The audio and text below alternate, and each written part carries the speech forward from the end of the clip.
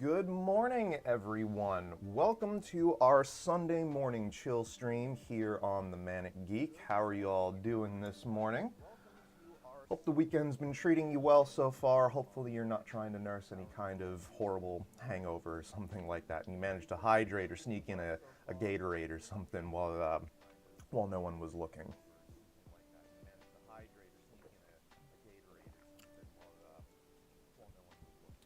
So, today's stream is going to be an interesting one. This is going to be a deep dive look at GMMK PRO as a FlexKit offering. Now, currently, Glorious, who by the way was kind enough to send over a basically full FlexKit, not just the bottom case, but everything else needed to make this come together. Glorious was kind enough to send this over for us to take a look at today. So first and foremost, huge shout out and thank you to Glorious for supplying all of this for us to take a look at. Know, however, that this is not going to color our impressions of this whole thing today. And it's an interesting one we're going to be talking about. Let me get logged into my Glorious account. Because, unfortunately, for reasons I can't currently fathom, you can't actually access pricing for the FlexKit until you are a Forged member, or a Glorious Guild member, rather. So, FlexKit. All right, so let's go to our article overlay and take a look at this, shall we? This is the Glorious GMMK PRO FlexKit. Now, on the surface, this looks like a standalone option, at least at first glance, right? MSRPing currently at $50 for Glorious Guild members. That basically, in their words, brings the price down to about more or less cost for them to actually make this kit in the first place. The problem with this approach, however, let me back out of this for a second. I gotta actually fix something with my screens here. It's a morning, and we're all having it, we're all experiencing it together, and it's fun. Anyway, get back to this one, full screen it. So, $50. Normally $100, and this is an entire new bottom case. I have already taken a look at mine. We'll be taking a closer look at it here once we get started on the rebuild and teardown. But what you're getting here is a replacement bottom case that has a design shift on it that is allowing it to, it's allowing your PCB and plate assembly to flex a little bit more than the board was originally allowed to. Sorry about my phone. And by a little bit more, I mean supposedly a lot. It took a lot of effort for me to get my existing GMMK PRO, which is on the desk right now, to get any sort of flex in it. And even then, it's not really anything that's perceivable. It's just kind of there. This kit means to correct that, and this is as a direct response to feedback from the greater audience at large. Now, there are three colors available for this: black, what they refer to as white ice, which is not white at all. It is silver. Please stop calling it white ice. That is... I had that to say about this board when it first launched. I'm a Gen 1 GMMK PRO owner, and I'm still saying it now. At best, that's disingenuous. It's not white. It's silver. Anyway, you can get it in that, or you can get it in actual white. So yes, Glorious does in fact know what the color white looks like. It's fantastic. Now, you're also getting 2 sets of case foam, a set of plate foam, and 3 different sets of gaskets, each of varying thickness and type. So,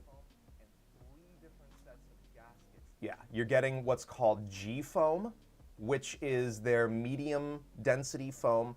You have EPDM, which is their high density foam, and then you've got Poron, which is their lower density softer foam that's going to enable the most flex in this kit.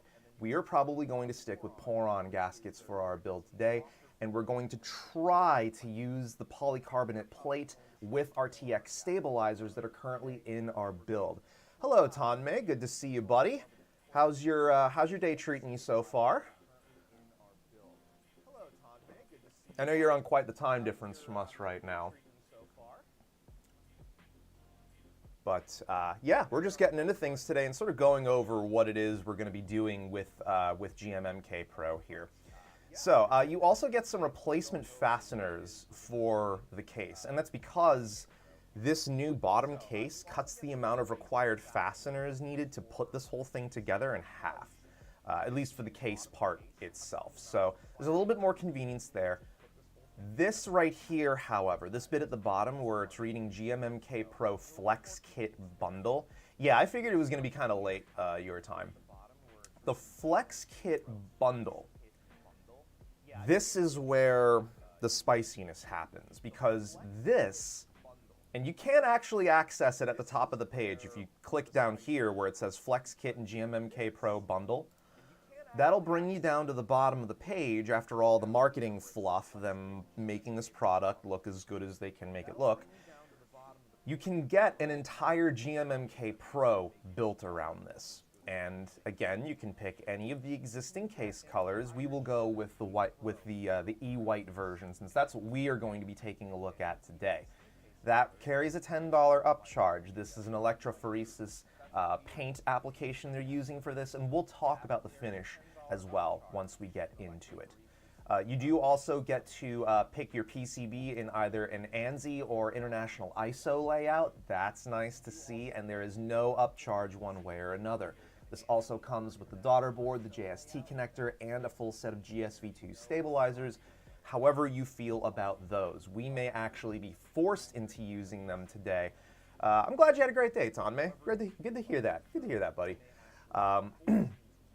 This will be the first time we may properly use GSV2 stabilizers, and I'm curious to see how these perform, because my first experience with them was not fantastic. So, we have the PC and stabilizer thing selected. You also get to pick your plate options. Unfortunately, the aluminum plate is currently out of stock, so you're only looking at upcharge options now, polycarbonate or brass. We'll go with polycarbonate because we'll assume that someone going in on the FlexKit is going to want the most actual flex out of their board, which means brass is just right out. Polycarbonate would provide you the most actual flex here, while aluminum would be the most balanced approach. But stick with polycarbonate. So that's $20 upcharge. We also have a choice of top frame color options, and you can get pretty creative with this, at least with the neutral FlexKit color options they've got. But we have an E-white top frame in the house today, so that is another $10 upcharge, so $30. Hold on to that. Hold on to that when we get to the pricing at the end. Rotary knobs. You've got a selection of rotary knob colors to pick from. We also have an E-white one. No extra charge with the E-white on this end of things. And we go with the standard cable.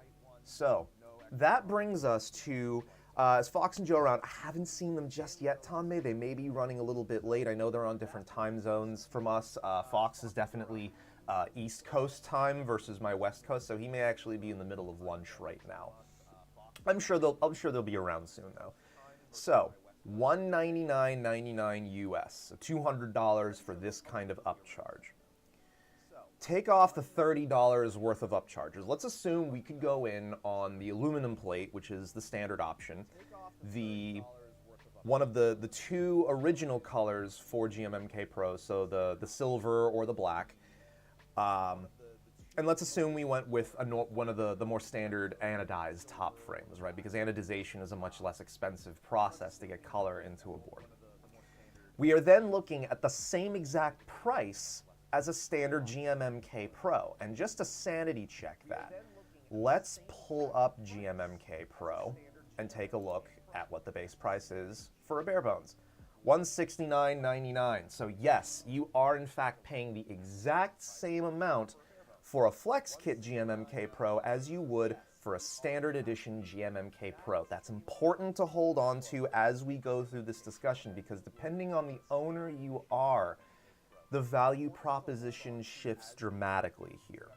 But without further ado, let's actually get into taking a look proper at a Gen 1 GMMK Pro and converting this almost entirely into a GMMK Pro FlexKit. And this is where the title of the stream came from today, the keyboard of Theseus. Actually, I had someone on Twitter the other day comment that title should probably just be what you call every video on how to modify an inexpensive keyboard. I had to laugh at that one. That is to a certain degree accurate, but in the case of GMMK Pro here, the only thing that's going to be left from the stock case is my PCB and the light diffusion strips. And even the diffusion strips have been modified as sort of a proof of concept thing I tested out last night. So most of this board will end up not being the same GMMK Pro anymore, but it will still have that core functionality there. And that comes from the thought experiment, the ship of Theseus, where a ship on a long enough period of time ends up, having more and more parts replaced here and there as they wear out, as they need maintenance and servicing, as accidents happen. At the end of it, once every single component has been replaced, is it still the ship of Theseus? It's an interesting thought to go over. I heard the embargo for 7900 XTX performance figures are about a few hours away. I have not heard anything about that. Even though I am in the keyboard space, I do catch wind of things like that every now and then. Not sure how accurate that is, but what I can tell you is definitely if that's a card that you're interested in seeing the performance numbers on, you're definitely going to want to keep an eye on your inbox, because this stands to be, for better or worse, a really spicy time for PC enthusiasts in general. So we have GMMK Pro here, and the current specs for this are actually down in the stream's description. If you look down at the bottom, this is my standard daily driver keyboard.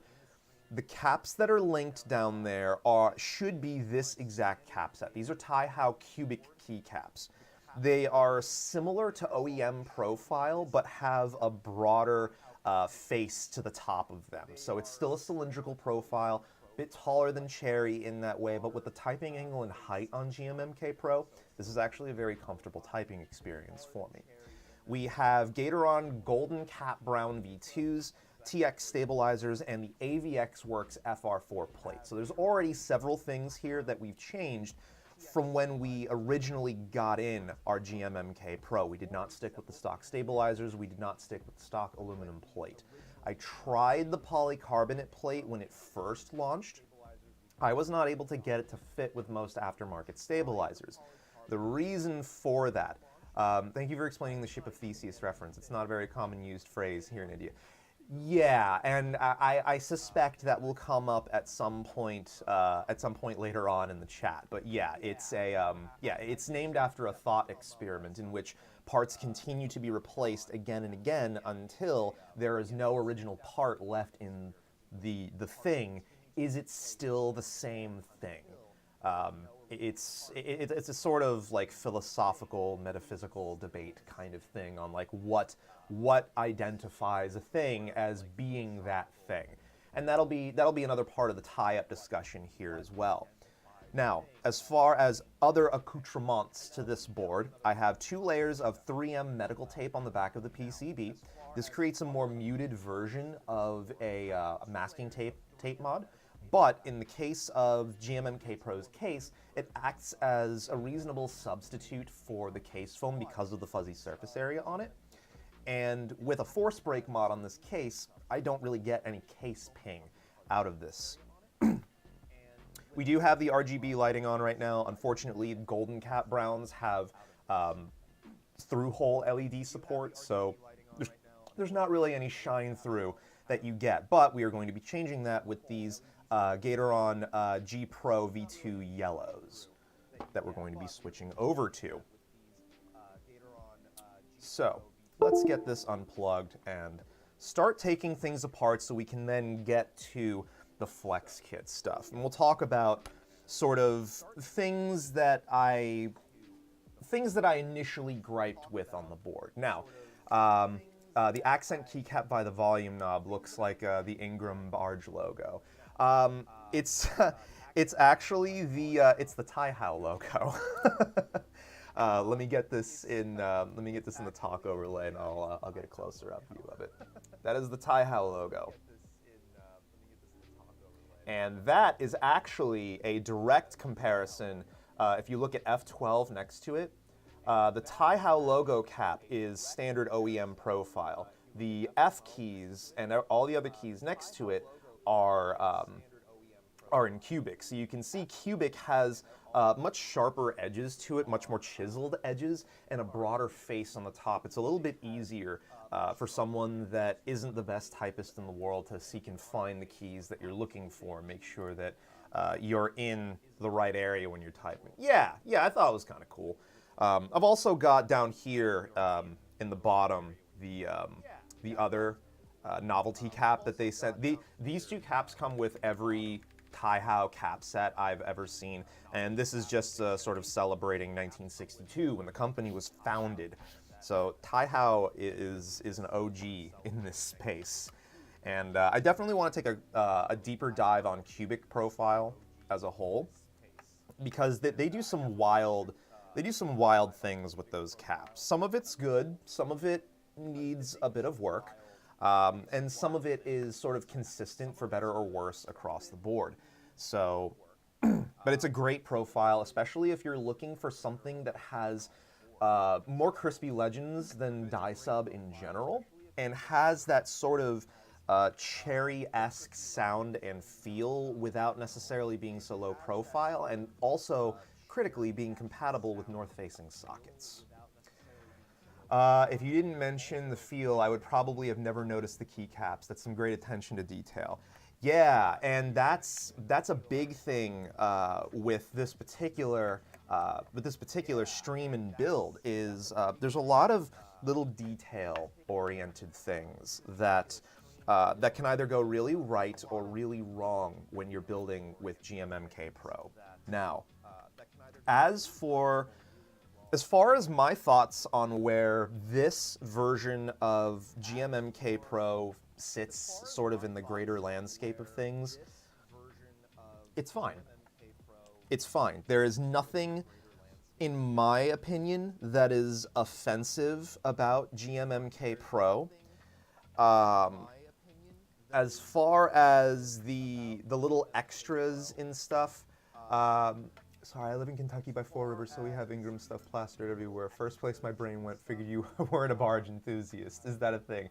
You know, my youngest brother is on the autism spectrum, and he is obsessed, very enthusiastically, with ceiling fans and car washes. So if there are enthusiasts in that space, to whatever capacity they exist, then yes, I would imagine a barge enthusiast would be a thing as well. I mean, hell, look at Jay.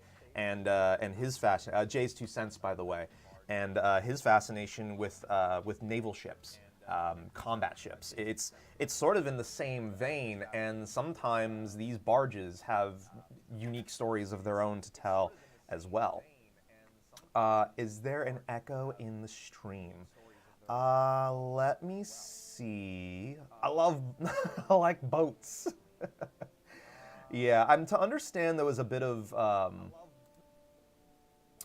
Yes, I had the stream audio playing on my end. Sorry about that. Yeah, I'm actually to understand, as of a live stream he did recently, there may have been a fallout with him, with he in World of Warships. Something may have happened there.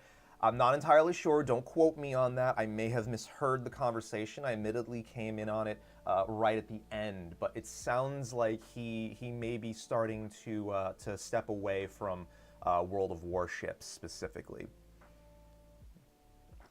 Echo gone. Thank you for speaking up, Joe Crypto. Much obliged, homie. Welcome to the stream, by the way.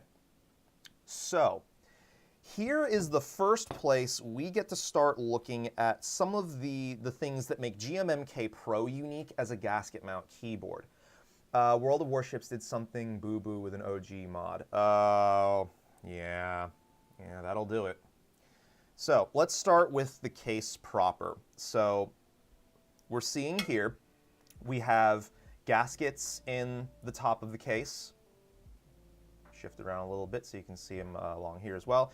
These little blue nubbins you're seeing here are my tape mod, or my force break mod that I did to the keyboard. Force break is something you do, and I'll show a closer look here so y'all can see that. It's just a 2-layer, tiny, itty-bitty stack of painter's tape just around where the fastener sits, and it creates a sort of, there's a slight lag across the interweb. Yeah. The delay to that end, there's not a whole lot that I can do about, unfortunately. I wish I could.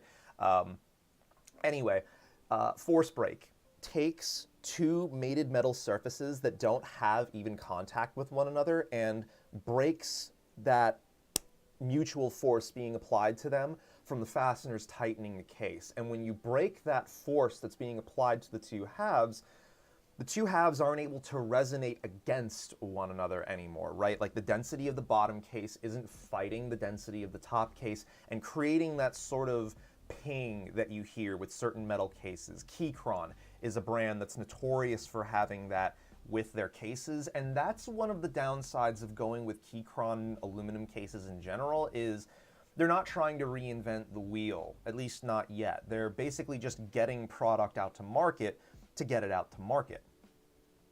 I'm used to it by now. I'm just surprised how well the internet backbone still works.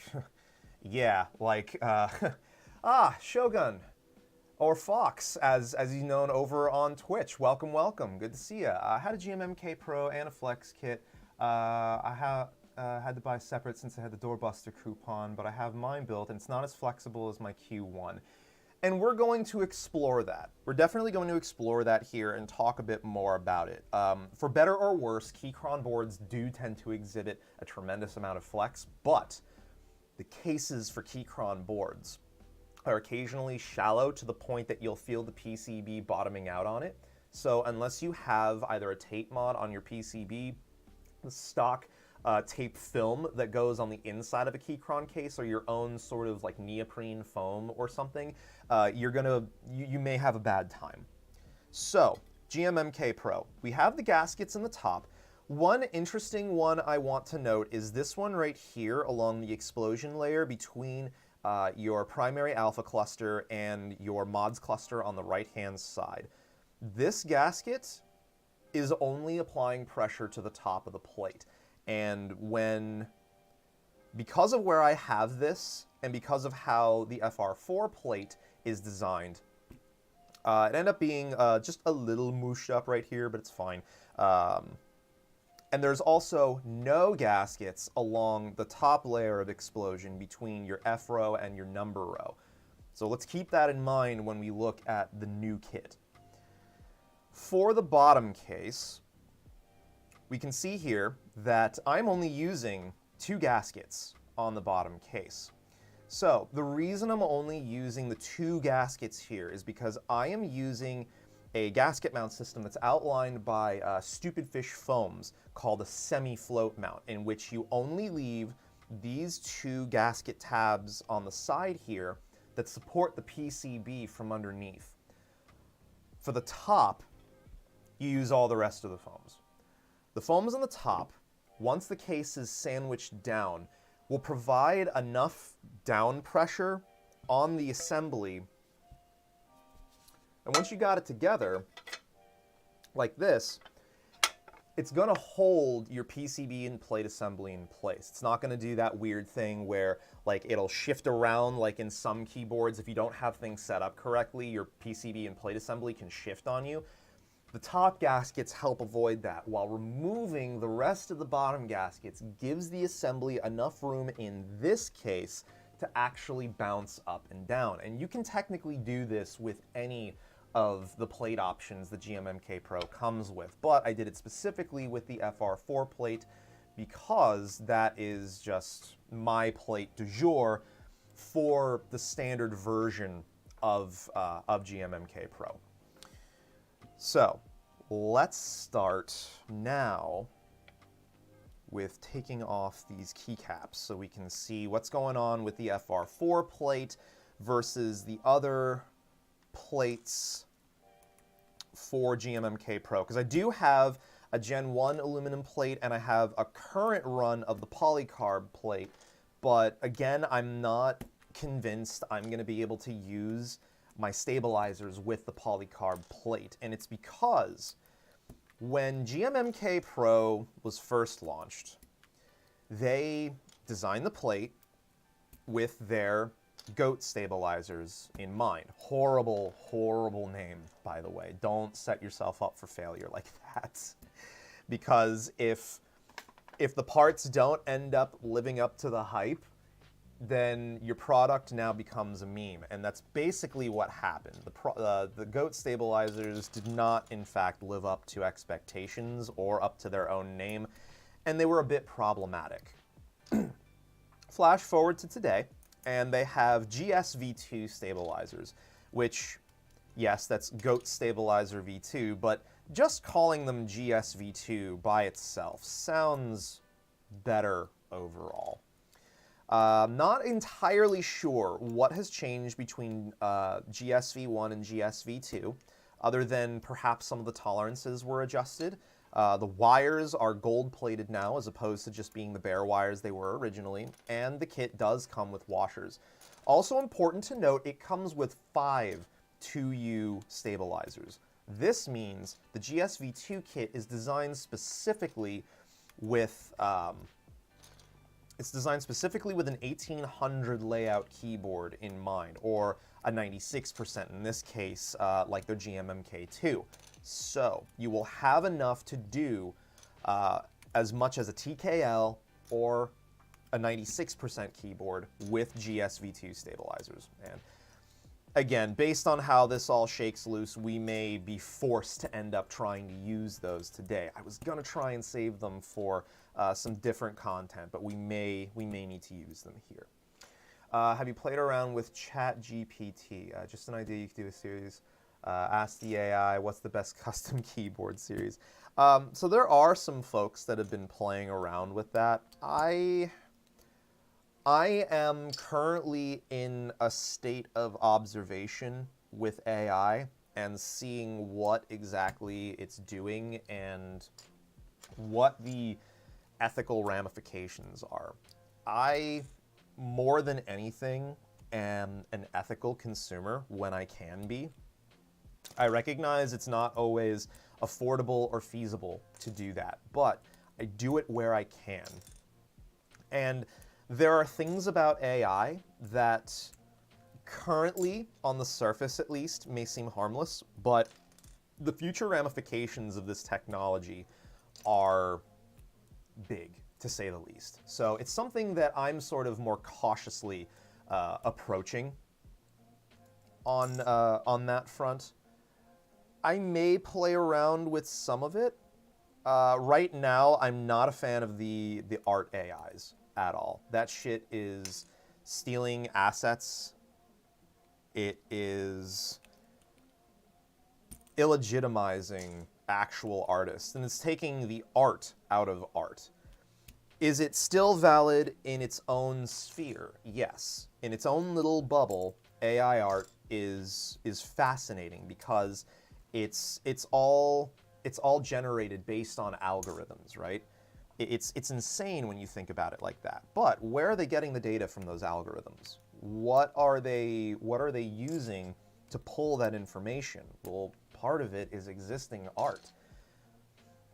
Lately, Lenza AI just got in trouble for stealing. Yeah, exactly. These algorithms have to start from a base code of some kind, and that base code has to be able to provide the AI with the data it needs to literally draw conclusions from and infer certain things about the text given to it to generate the art you're looking for. I am very big on supporting small local businesses. I am very big on supporting artists. I am very big on maintaining the integrity of those communities and the other communities that I'm a part of. Which is why, as much as I've enjoyed Glorious products, I'm also very hard on them when I have a criticism that is worth focusing on. And one of the things that was a criticism of mine with the initial release of this board was, again, like we were mentioning before, stabilizer fitment, because the plates were designed with those GSV2 stabs, and I got off on a tangent there for a second. The problem with that, GS stabilizers have a 6.25 millimeter wide outer housing. Ask me how I know. And it's not because of the spec sheet. Actually, it is because of the spec sheet. They tell you right on the page for GSV2 stabilizers how wide the housing is.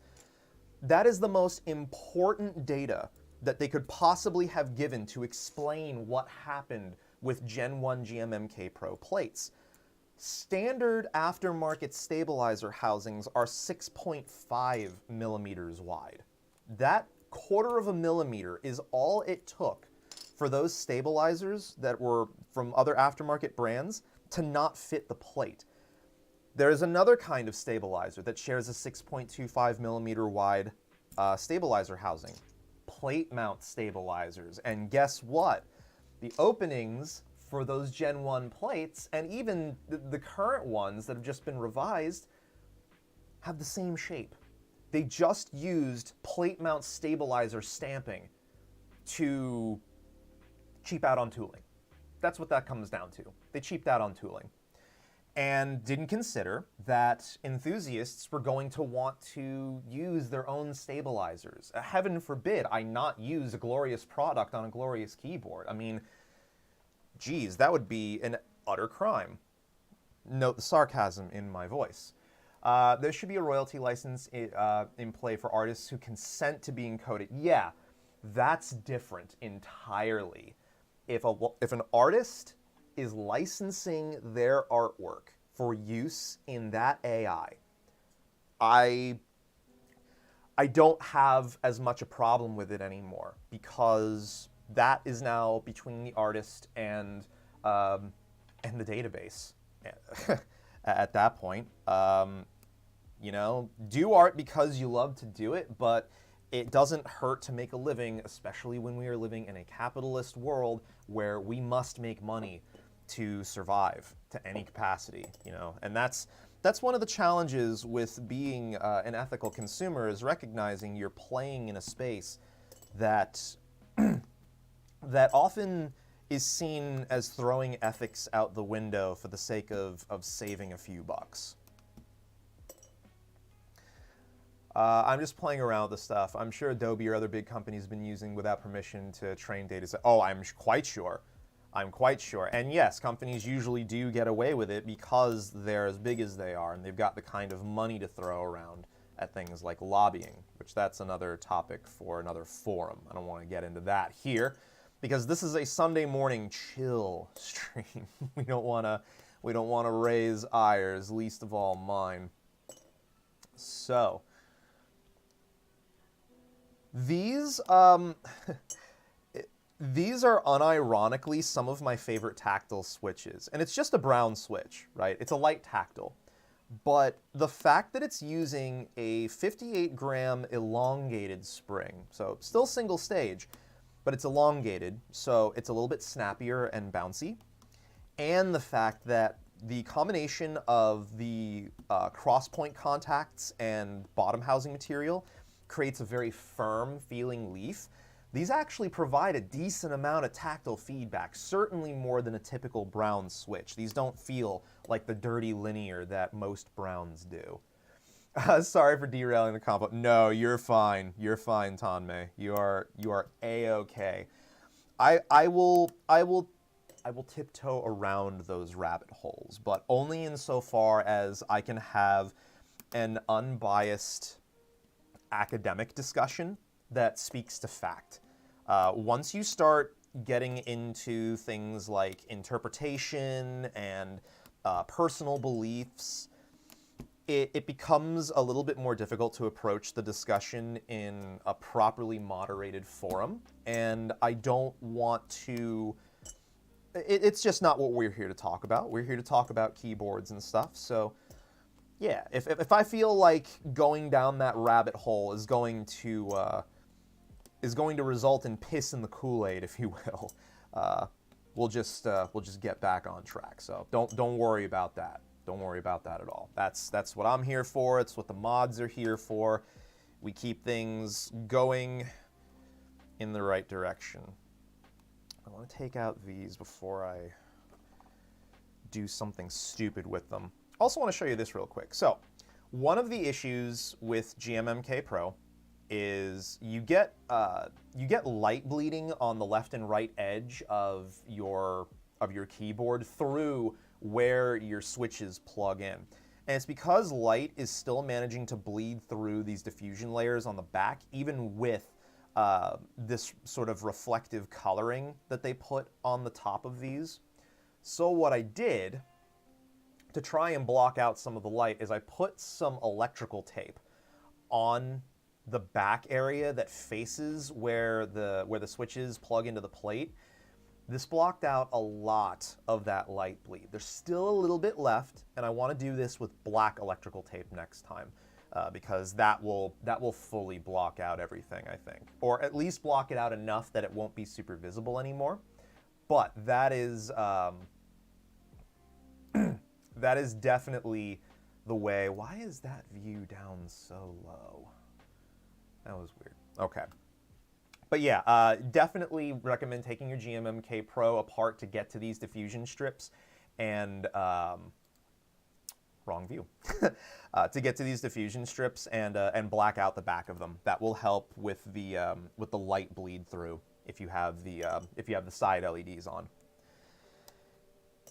Now, while I have also learned from accidentally not putting these in that they're not strictly speaking required, not having them in place will just make the light bleed way worse. So you definitely want them in place, and you definitely want to black out the back of them. Now, unfortunately, I don't think we're going to be able to actually use the FR4 plate in our FlexKit build today. And it's because of the way they redesigned the bottom case. The reason this semi-float mount thing that we were doing here worked is because of those two bottom gaskets on the side of the case. Those bottom gaskets support the PCB and prevent it from pushing too far away from the plate here when you push down on the volume button, the volume rocker over here, to use your mute functionality. In the FlexKit, I don't believe we have those perches for the PCB, which means we are going to have to use one of the other plates that has contact points that fix to the plate, to the PCB itself on the plate. Now, it's kind of counterproductive because now we have more points of rigidity around the border of the case. That doesn't lend itself well to flex. However, I understand the need to have those anchor points there to keep everything in place. It's a necessary evil based on the design of this board.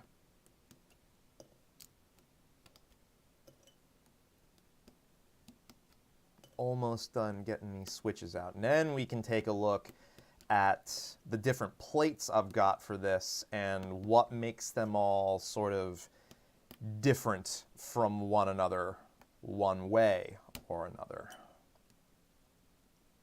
And then we can start looking at FlexKit stuff. But this look is very important to start off with, because this gives us a look at why these changes in FlexKit are sort of... is the volume wheel a potentiometer? So this is a... it's just a rotary knob. It's only detecting detents as points of movement left or right. So it's not like you're changing resistance as you're rotating it. It's just detecting, are you turning it to the right or are you turning it to the left? And it registers those as whatever a left movement detent or a right movement detent would be. So let's get this all apart, get the PCB out of the way just for the moment. Get this wiped off because it's got some stuff on it, and I want to get that on. I want to get that on this nice clean Rotary desk mat, because they don't make it anymore. So replacing it would be kind of challenging. All right, cool. No grease or anything. Okay, so FR4 plate, original polycarbonate plate, and then original aluminum plate. I gotta get that out of the way for now. There we go. This over here. Okay, so plates. We'll start with these two because these ones were the original plates for my Gen 1 GMMK Pro. And I'll show you here the cutouts for the stabilizers. All of them on this board, you notice they've got that notch on the outside of them. That notch is there to fit plate mount stabilizers that have that little curved peg on the side of them that acts as a guide to make sure you're aligning everything correctly when you plug in your stabilizer. This housing on this aluminum plate is not wide enough to use anything other than GSV2, Tech C, or C3 equals stabilizers. Those are the only ones I have found so far that have a slender 6.25 millimeter wide outer housing. You could technically shave down the sides of your stabilizer housing, but that doesn't feel great, and it's not going to look great either. Plus, if you shave off a little too much or too little on one side or another, then you just completely scuffed up your stabilizers for nothing, and that's not great.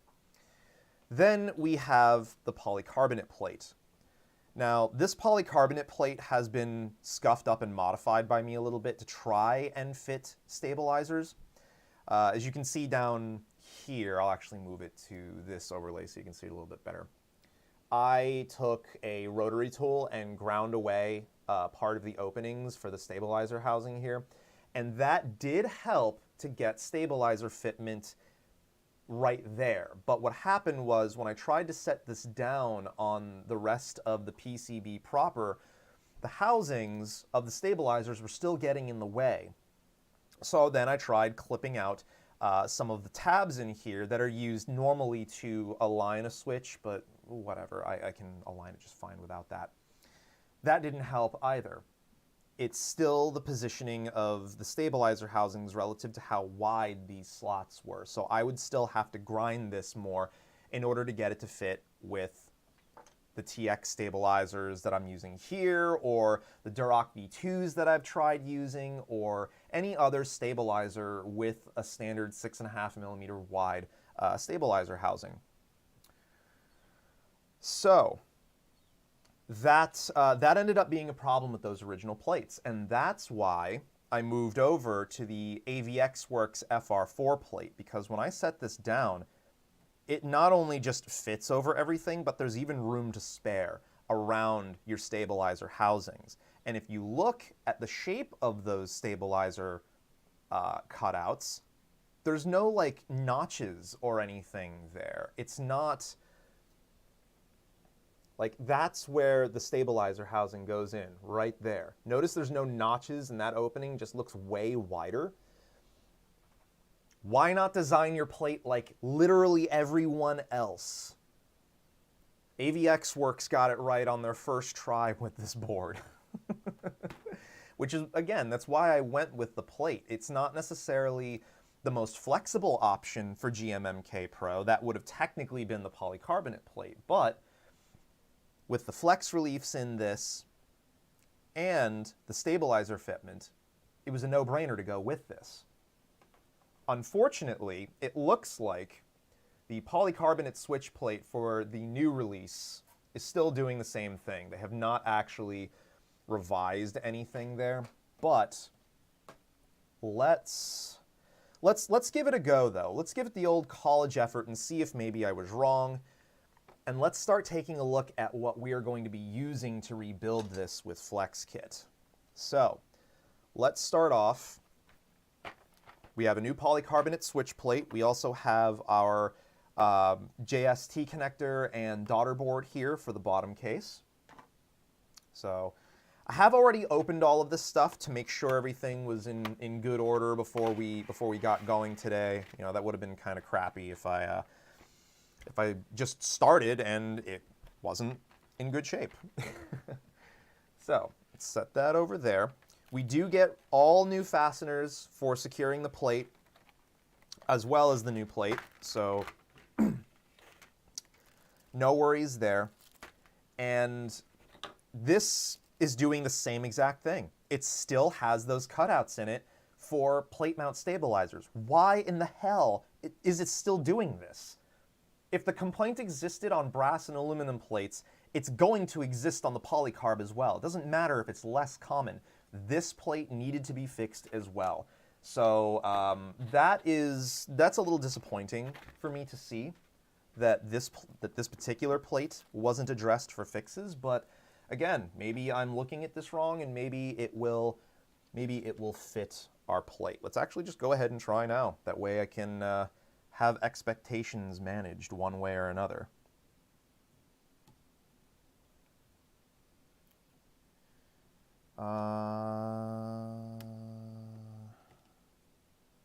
Nope.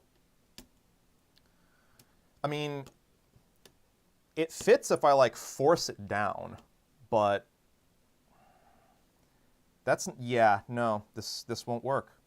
It won't work because now I'm applying way too much pressure around these stabilizers. Yeah, Glorious, Glorious, you know I love you guys, right?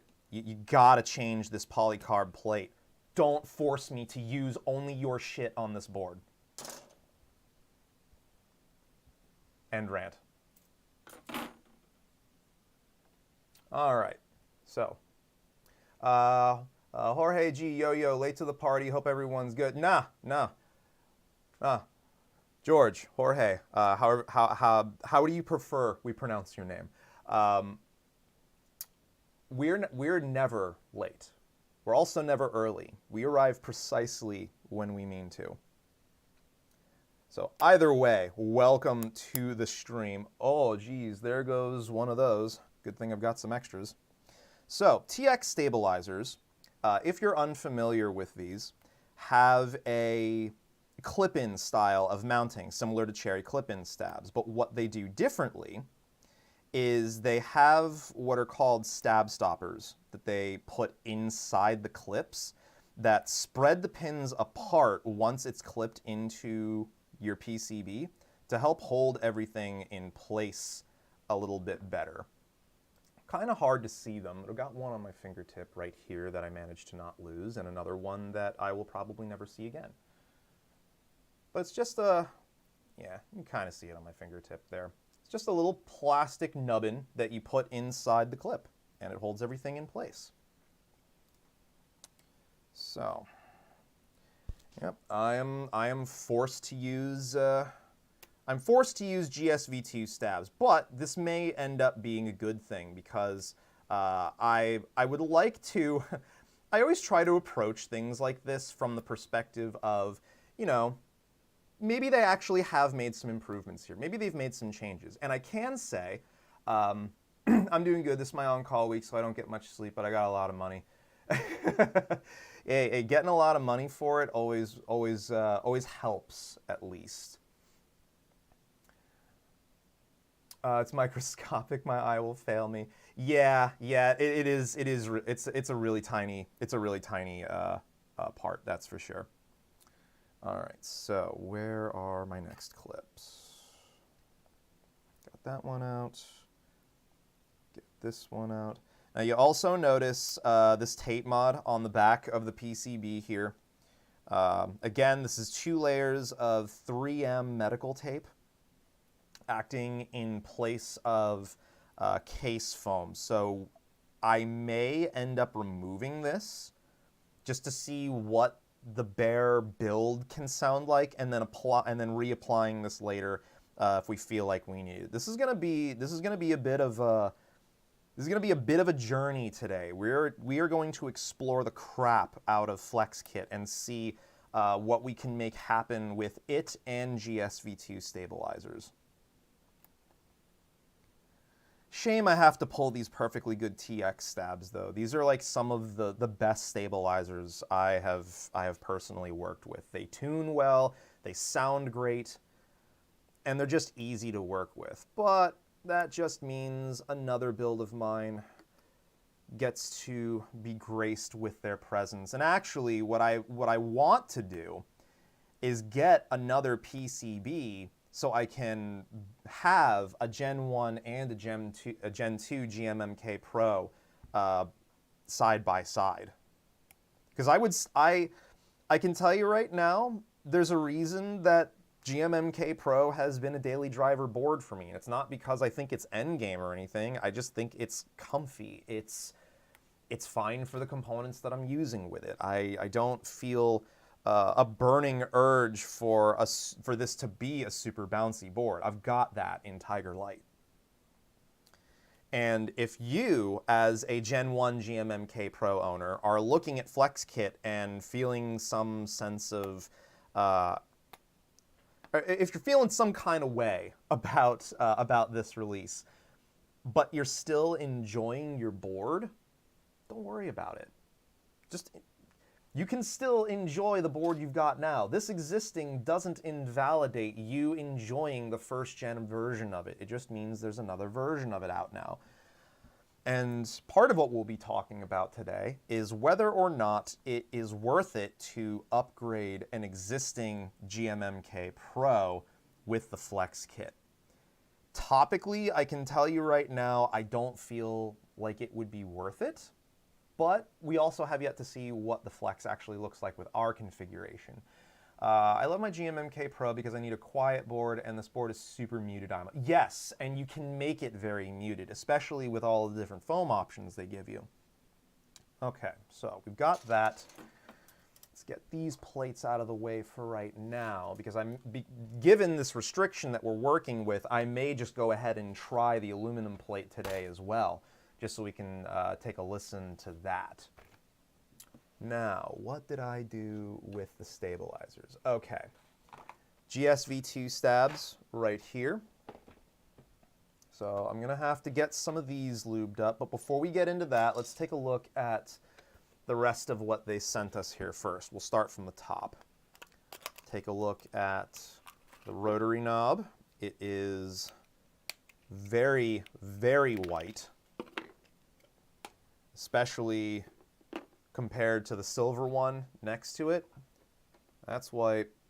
That's white ice, or silver as it's actually known.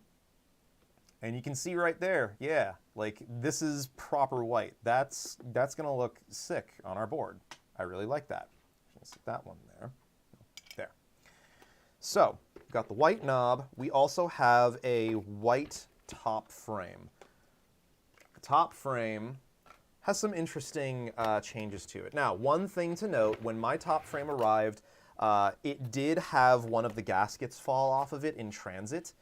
In this case, it's fine because we weren't going to use those stock gaskets anyway.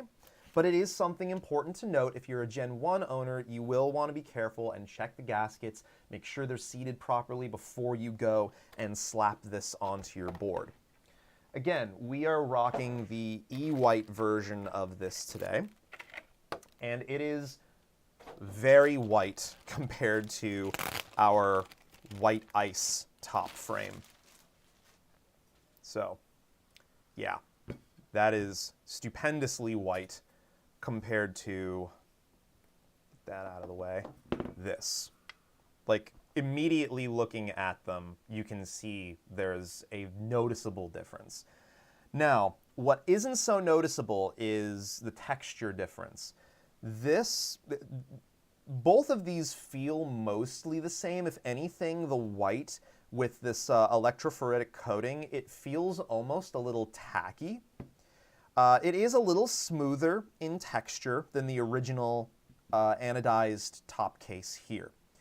Now, the other difference, if we flip these around,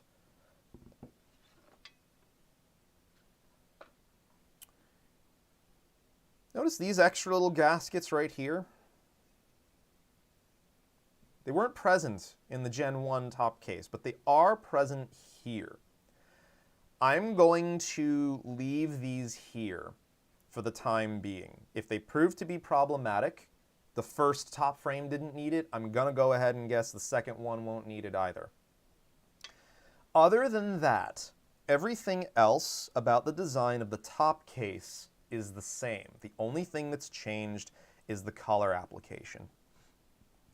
So, move this back over here out of the way. And then let's take a look at the FlexKit itself, because that is really the crux of our biggest set of changes.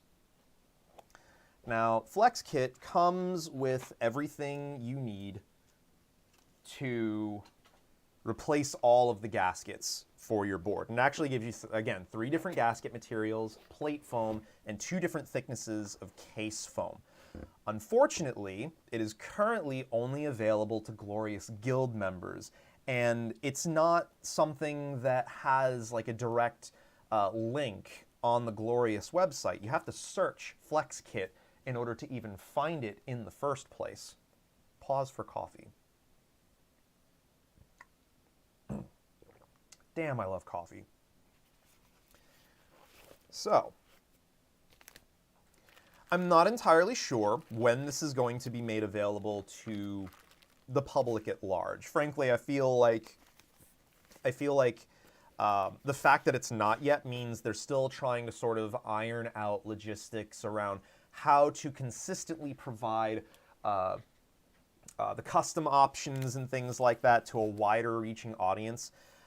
Another thing that I've actually had a discussion on recently is the lack of a front-facing nature for their forums, right? Because when we do stuff on the drop forums, the drop community page is surprisingly accurate, and there's a lot of people that have checked out our new article that we put up there. But the Glorious forums aren't taking advantage of that yet, and it's still kind of a niche way to communicate with enthusiasts in the space, especially given how some members of the general public perceive Glorious currently, for better or worse.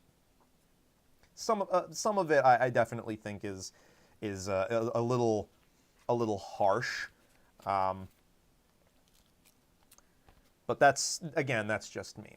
So let's get all the foamy stuff out of the way first, and just take a look at bottom cases, because immediately we see why we can't use the AVXWorks FR4 plate anymore, and it involves, get this to zoom in a little bit more,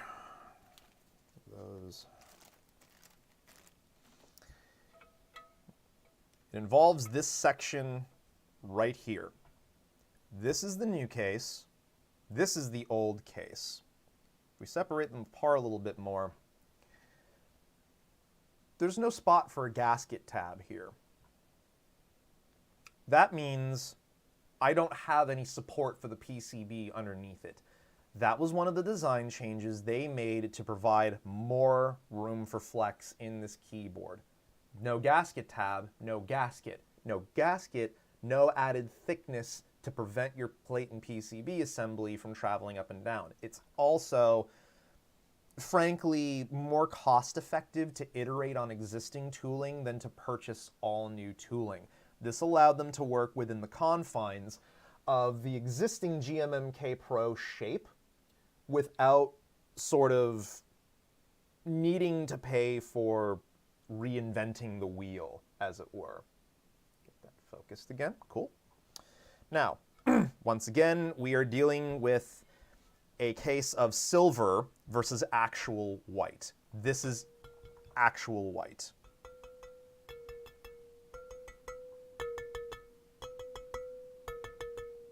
So we can hear from the way each of these cases is dinging a little bit. There's a change in density and there's a change in the internal design of this case. I'll try and come through again.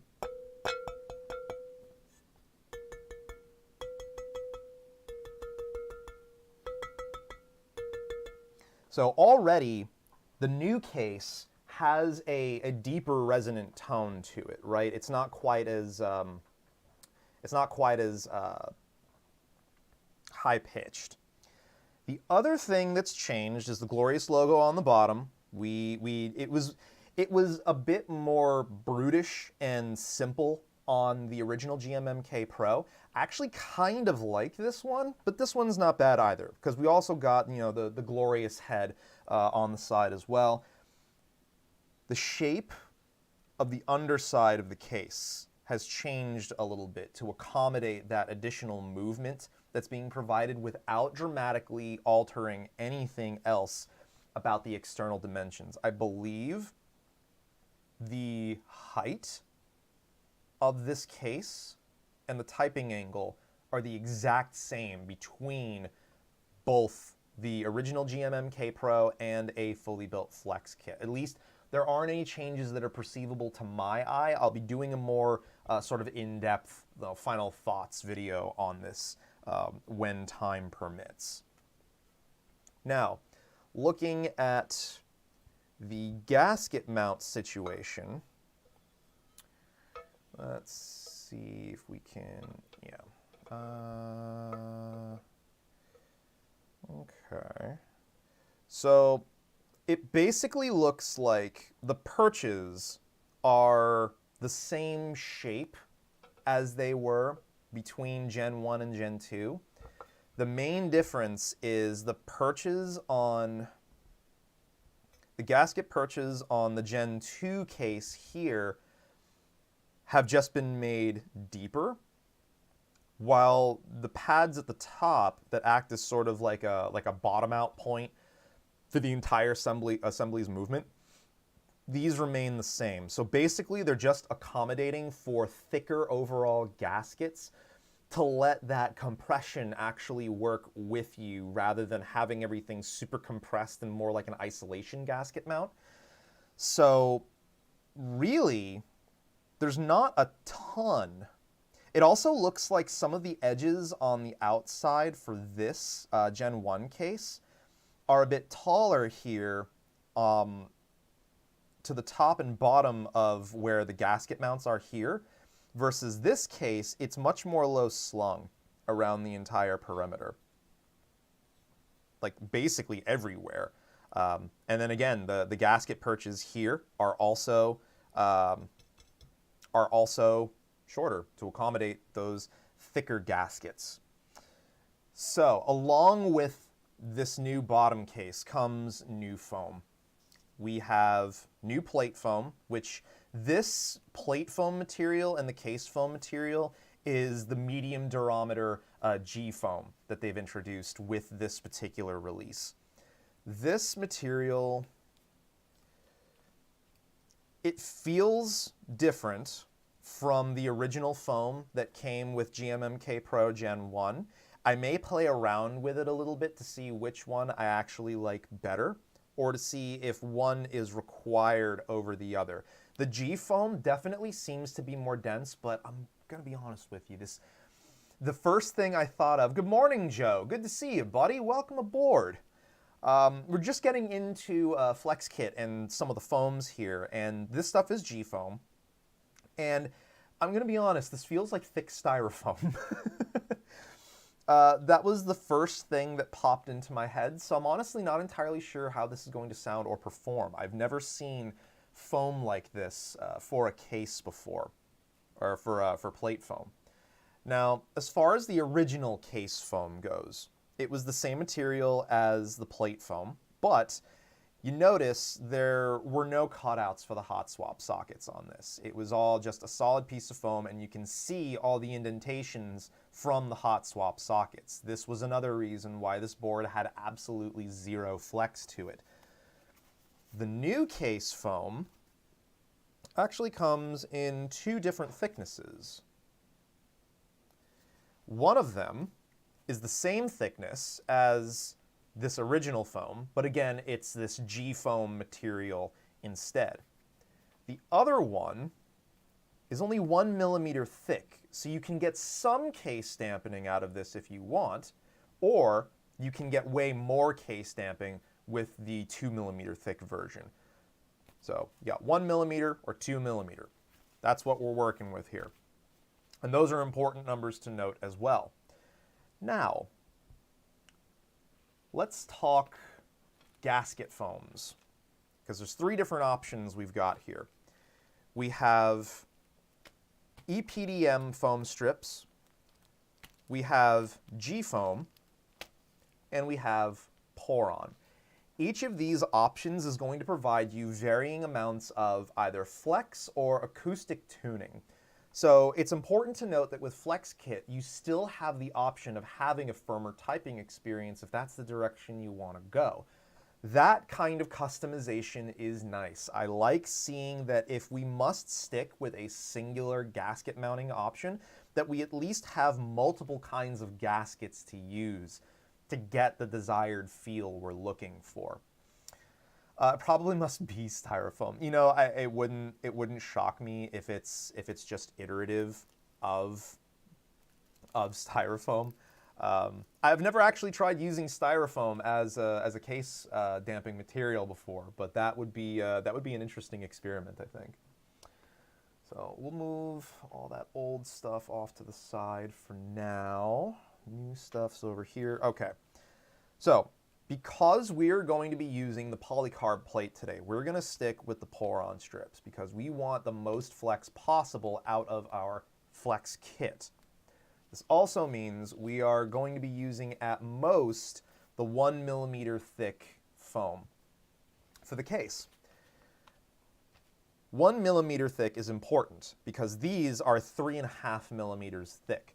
So however thick your case foam is, that's going to potentially impact the amount of perceivable flex you get out of this board versus the amount of acoustic control you get from your case foam. So it's an important balance to strike, but the fact that they give you, again, multiple options is nice to see over just the take it or leave it one case foam option they gave you for the original GMMK Pro. Already, in general, this is shaping up to be a much better all-around kit for this than something else might be. So for now, at least, we are going to set the G foam and the EPDM strips to the side, and we are going to apply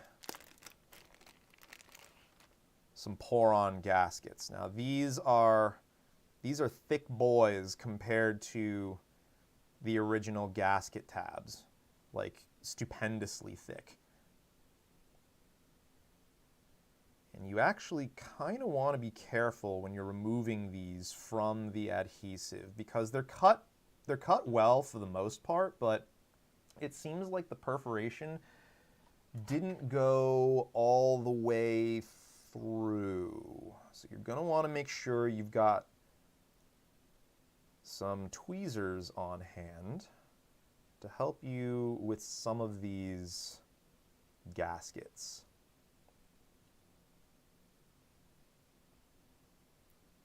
Man, that's tough because I don't want to mess up any of these gaskets. You only get so many of them before you encounter a problem with not having enough to finish the build. We don't like not finishing builds here on the Manic Geek. We like coming completion. That is a super thick gasket. Jeebus. All right. Get that down. Perfect. Now, the other thing I'm doing is I'm going at this assuming that the construction process is much the same as the original GMMK Pro. I'm doing that intentionally because I would imagine the average consumer that goes in on something like this is going to approach it like that as well. So we want to see where the problems may lie. That one's not perfectly centered, but it's on there enough. That'll be fine. The rest of these gaskets seem to be coming off just fine.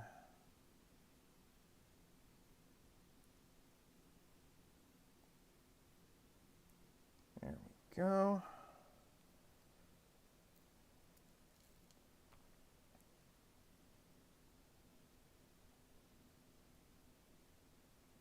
More gaskety action. I wonder if somebody somewhere must have tried packing peanuts instead of foam.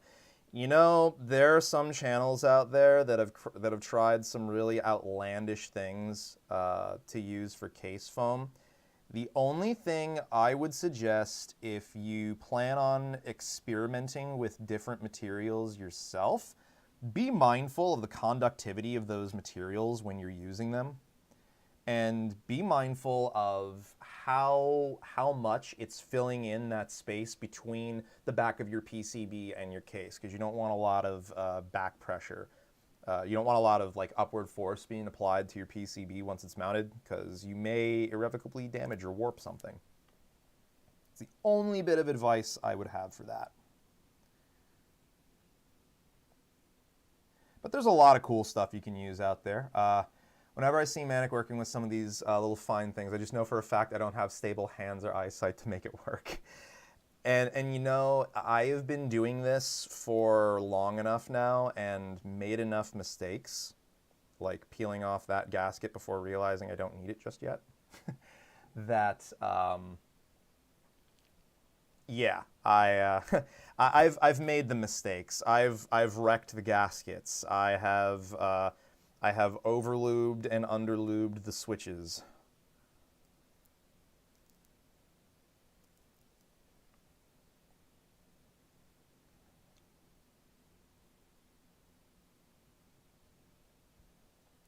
Okay.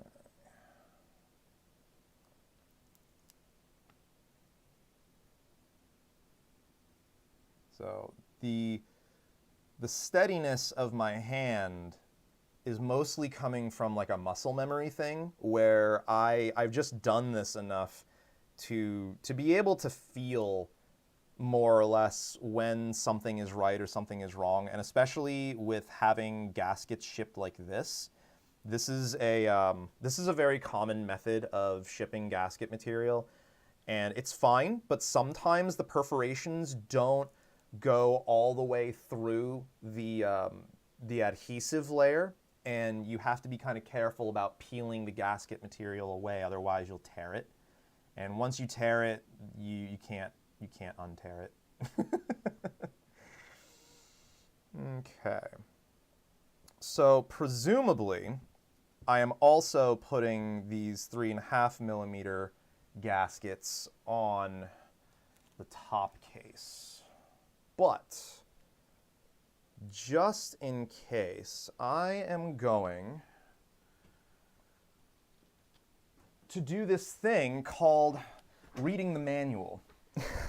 I've decided against just going full send at it, and I'm going to read the manual and use the QR code that's on the box here for the instructions for the FlexKit.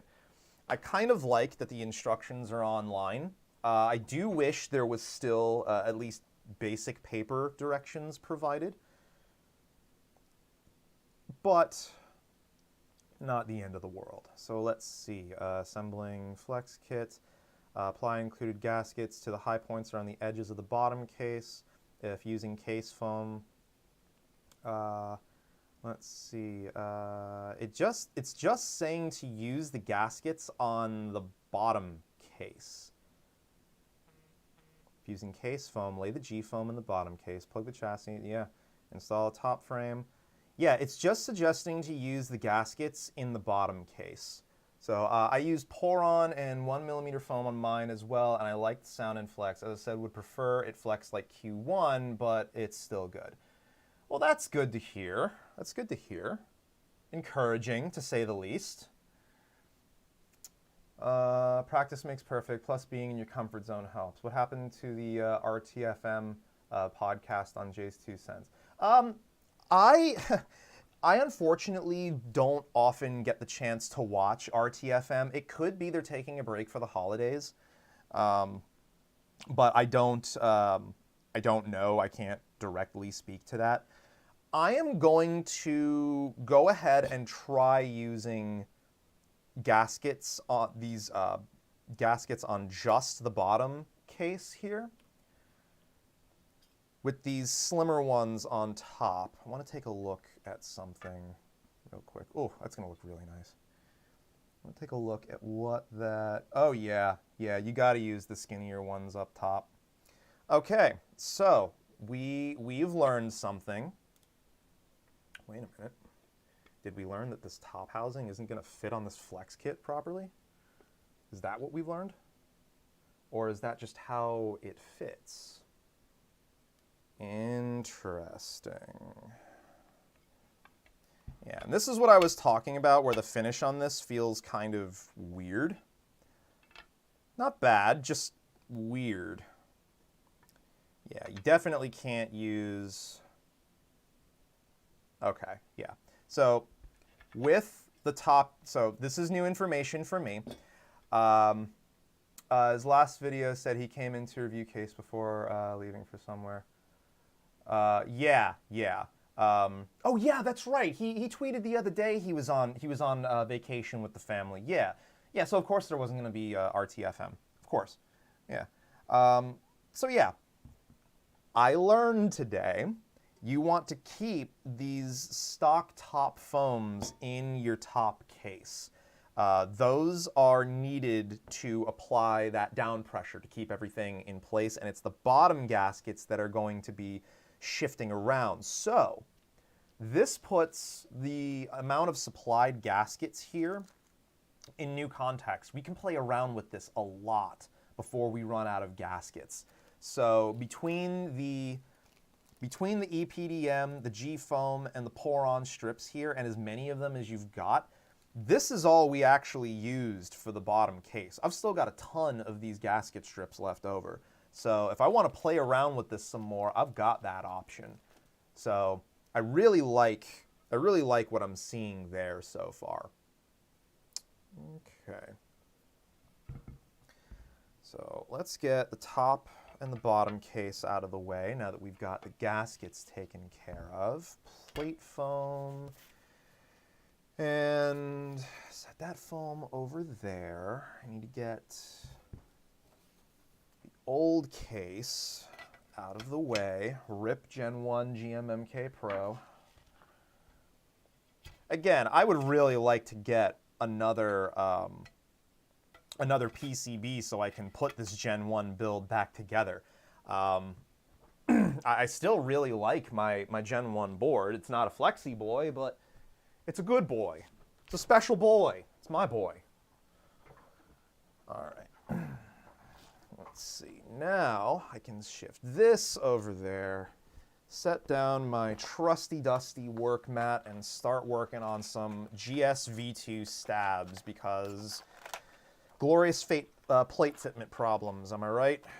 And again, we cannot use the FR4 plate with the FlexKit because we lose out on the gasket mounting points at the bottom of the case that were supporting the PCB. And that, for better and worse in this case, is what's part of what's allowing things to flex more here. So, unlike the original GOAT stabilizers, we do actually get washers this time around. Now, for this particular PCB, the washers are not all that important, especially the way I have things prepped with the medical tape on the back. Hot swap boards don't typically have conductive components near where your stabilizer fasteners would go down. It's more of a peace of mind thing. Also, the washer material helps keep your fasteners from backing loose. I have had that unfortunately happen to me over time, and the washers do help with that. But on this particular board, it's largely optional. It's more about just, do you want to do that or not? Again, we've got enough stabilizer wires and housings for up to a TKL or an 1800 layout keyboard. And we are going to be using two kinds of lube for our stabilizers today, we are going to be using 205 grade 0 to lube the outside of the stem. And on the inside, we are going to be using XHT BDZ. I haven't used this lube in a minute, and given my last experience with Glorious stabilizers, I would rather something that is a bit more robust and is going to stay in place and allow me to use as little as possible to greatest effect. Now, the thing that GSV2 stabilizers are doing that I don't know that I'm a huge fan of is I don't have a good enough lens on any of my cameras to effectively show this, but there is, the yellow switches are making me hungry for popcorn. I know, right? It does look like just a thing of like popcorn with like butter on it or something. I feel that. I feel that. So, again, hard to show, but the inside of the stem has a sort of cup on the back of it, on the bottom, that is meant to cradle your stabilizer wire inside the stem to keep it moving up and down as straight as possible. It's been my experience that stabilizers like these that require remarkably tight tolerances set you up for failure if either your keycaps or your switches have even the slightest bit else wrong with them. Owl stabs do something similar to this, and I also occasionally have problems with those stabilizers when it comes to different switch and cap combos. So we're going to see how this plays out for us today. And hopefully we get some good results. So I actually need one more brush.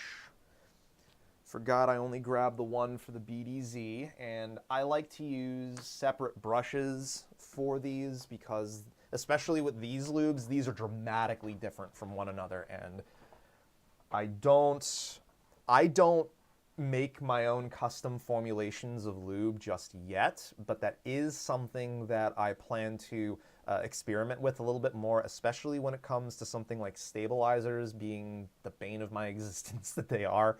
I'm always looking for new and interesting solutions on that front. Because if it ultimately means I have to use less lube to get the job done, it means even if the blend is more expensive to produce up front, it's going to cost less over time because I'm just using less of it. So we have enough stabilizers out for our 75% layout. 3 2Us and 1 6.25U. That's another thing I would like to see. I would like to see another PCB and plate option set for this that gives you a 7U spacebar layout on the bottom. I think that would be kind of cool. Get 7U right here, and then 2 like 1.5Us off to the right. I think that'd be kind of cool looking. Alright, so I have a little bit of lube goop on the bottom from where the stabilizers were sitting, so let's get this right here. Clean that off because we don't want any extra lube on our PCB, or any lube really. It's gonna get there regardless. It's just a byproduct of building a keyboard, but we don't want any more than what's going to naturally be there from lube migrating and settling anyway. And that's exactly why some folks don't like using 205 grade 0 anymore for their stabilizer wires. It tends to be a little expensive to keep up with if you use it frequently. I personally like using it because I get the most consistent results with it, but again, it is a bit more spendy to keep up with, especially when you can get a gigantic tube of something like dielectric grease for like the same amount you're paying for like a 5 milliliter container of 205. Okay, so how do I want to tackle this? Let's just get the stems inside the housings first. Actually, this first. Because this is 205 grade 0, I'm actually going to touch up the inside of the stabilizer stem first, because I just want to try something.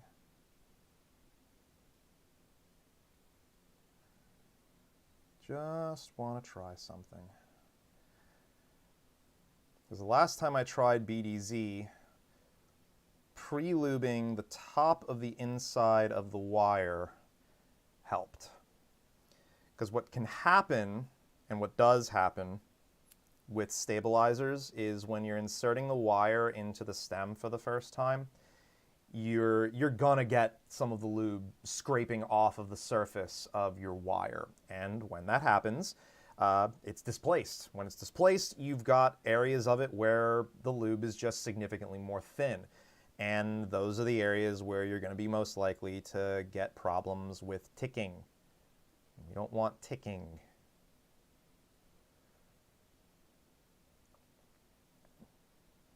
And XHT BDZ is a unique beast in that it's remarkably thick.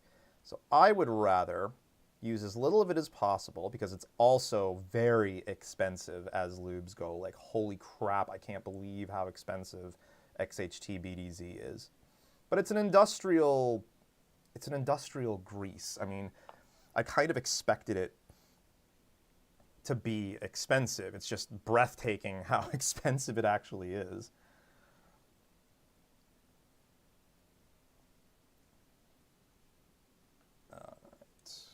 Use up some of the stuff on the cap.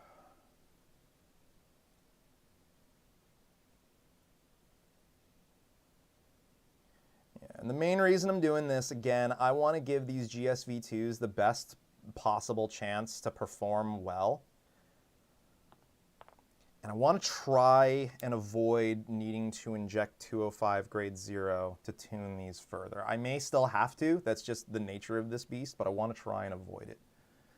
Because if I can, then so much the better. The less stuff that gets involved in a build, the more likely it is to just come together without issue. Okay.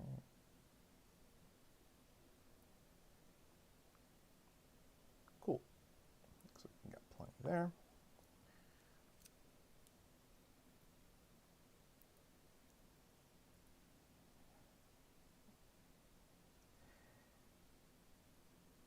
This is always the most time-consuming part of a build for me, next to lubing switches. That, of course, just takes hours and hours. Like, that's an entire stream unto itself, is just me lubing switches. And even then, I'd probably, at most, finish a batch of, like, 60 or 70 in a stream. Like, I'd have enough for like maybe a 65% keyboard, and that'd be about it. Rest of them I'd have to do off camera. But part of that is because I am such a methodical person when I do things. I hyper-focus in ways that get me trying to be a perfectionist. And sometimes I have to learn the hard way what to and what not to hyper-focus and pay tons of attention to with stuff like this. But I do find that, in general, it's taught me better practices and it's gotten me better keyboards for it. So I'm okay with it. I hope you all are too. And if not, then you will ultimately come to your own way of doing things. You will find your own substances that work best for you. Let's see. Show how much lube is too much. That is the eternal question, isn't it, Tanmay? That is always the eternal question. And the answer is yes. That answer is going to change depending on the combination of parts you're using and the tolerances with those parts. For example, Duroc V2 stabilizers have a lot of wiggle room in the design of that stabilizer. You are less likely to have problems with ticking and rattling based on weird articulation of the cap and stem of your switch versus the stem and the wire of the stabilizer, right? Whereas something like Stabies or owl stabs have remarkably tight tolerances.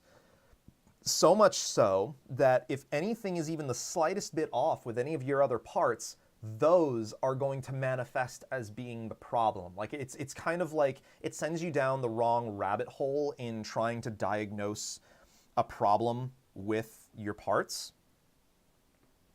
And it can be very frustrating for someone that's not done this before, like especially if this was your first build. The first time it happened to me, I was getting so pissed that I was having to spend more and more money on this just to try and get the stabilizers right. And then when I finally calmed down and I started to take a look at things a little bit more closely, after leaving it for a while, I was discovering that it wasn't the stabilizers that were the problem. It was either the switches or the caps that were the problem. And once those things were corrected, the problem went away. It's amazing. But yeah, all that comes from trial and error and just going full send on a hobby. Experience is the best teacher when it comes to the finer minutia. Yeah, of course. There are certain things that you only learn by doing, especially with something like mechanical keyboards. Like, you're not going to really know what these sort of like hype beast materials are all about. Like you hear someone talking about like an LY stem or some proprietary blend of this, that, or the next thing. That doesn't mean a damn thing to you until you get that part in hand and actually experiment with it and use it. And it's the same thing with learning techniques to build a good keyboard and how to diagnose and troubleshoot issues that come your way. Grab this. I would like to experiment with more switches, stabs, boards. I just have full-size NZXT function, lube cherry brown, Duroc V2 stabs. Nice enough for my unlearned, ignorant fingers. Big step over my Razer Synosa V2 mush board. Yeah, it's that alone is a big step up in overall quality, right? But you've already started to go down the rabbit hole in the right direction. You have experimented with good stabilizers and good switches, not like mind-blowing, but good switches, and you have them lubed now as well. So now you know the difference between lubed and dry switches, and there is a tangible difference, especially when it comes to tactiles, and the fact that if you overlube them or you use the wrong lube, you lose your tactility. And that happens especially with Cherry MX Browns. If you use anything thicker than what's called Tribosys 3204, what can happen is you end up losing tactility if you lube the legs, and then it just feels kind of like a linear with extra steps. I have personally experienced this happen. I even have a couple of Gateron G Pro Browns that are just a little too overlubed, and they've lost some of their tactility as a result. But that's another reason why I like my Golden Cap Browns here, is the factory lube on them along with leaf spring tension. This is a solid light tactile switch.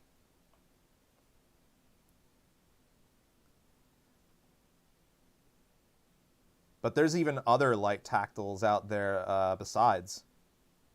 Other materials they're made out of. Some have long stem poles, some have standard length stems, some are like these here that have the elongated springs, some of them have standard springs, some of them have like multi-stage springs. Moyu Studios is notorious for making switches with multiple stage springs. That's their thing, is to have like no less than 2 stages in their springs at all times. And they're very snappy as a result. It's sort of like a hallmark of the brand. Moyu Queens are actually an excellent example of one of their switches that has a 63.5 gram 2-stage spring. That is a very snappy and lively linear. I actually gave my set with a keyboard I had to a good friend of ours. You know, just to give as a present. I wasn't using them for anything. It's not that they're bad switches, I just wasn't using them for anything. And I felt like it would make a great keyboard for them.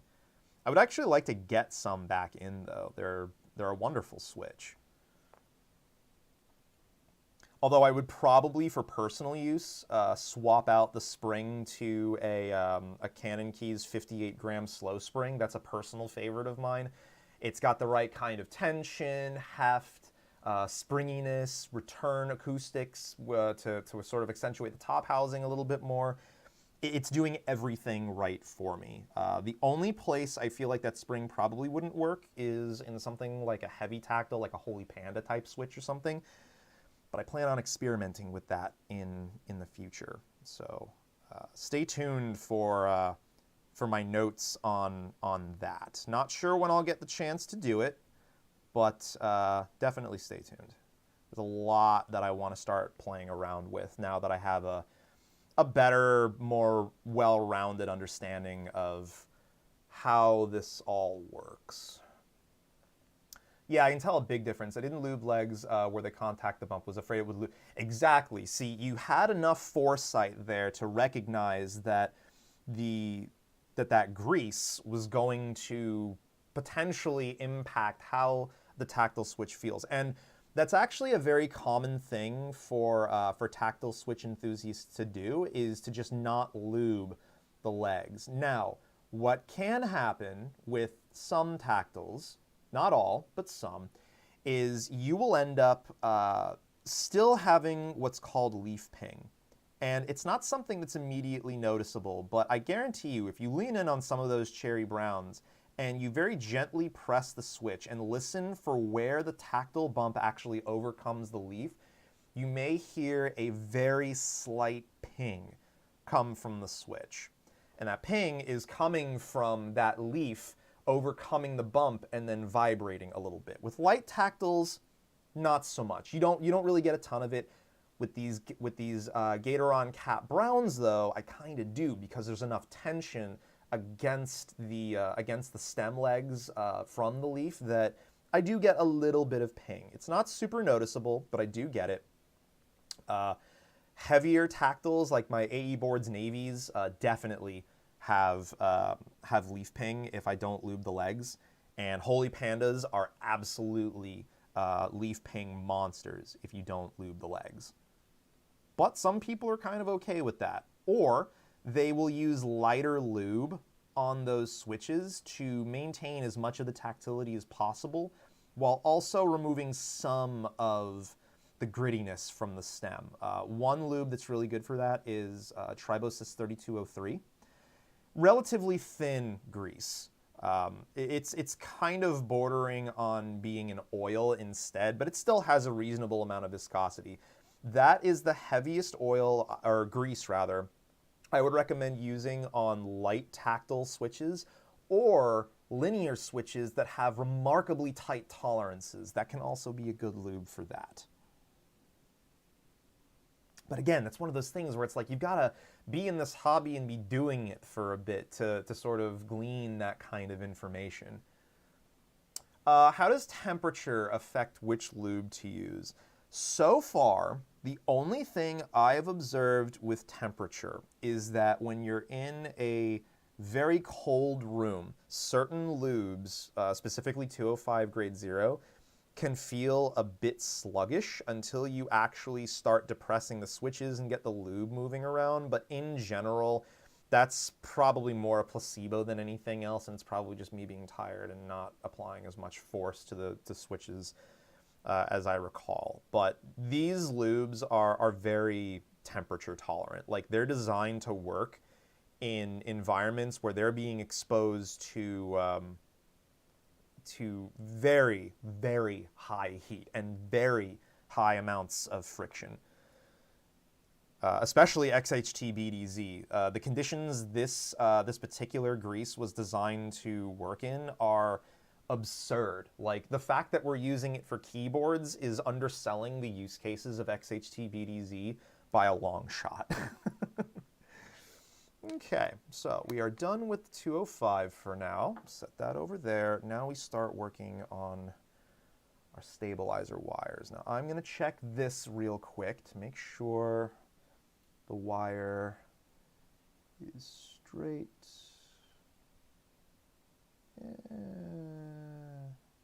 It's okay. It's okay. It could use a little bit of straightening though. Yeah.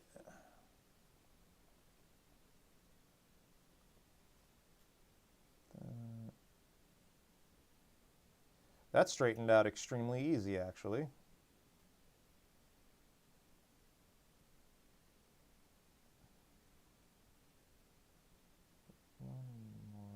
There we go.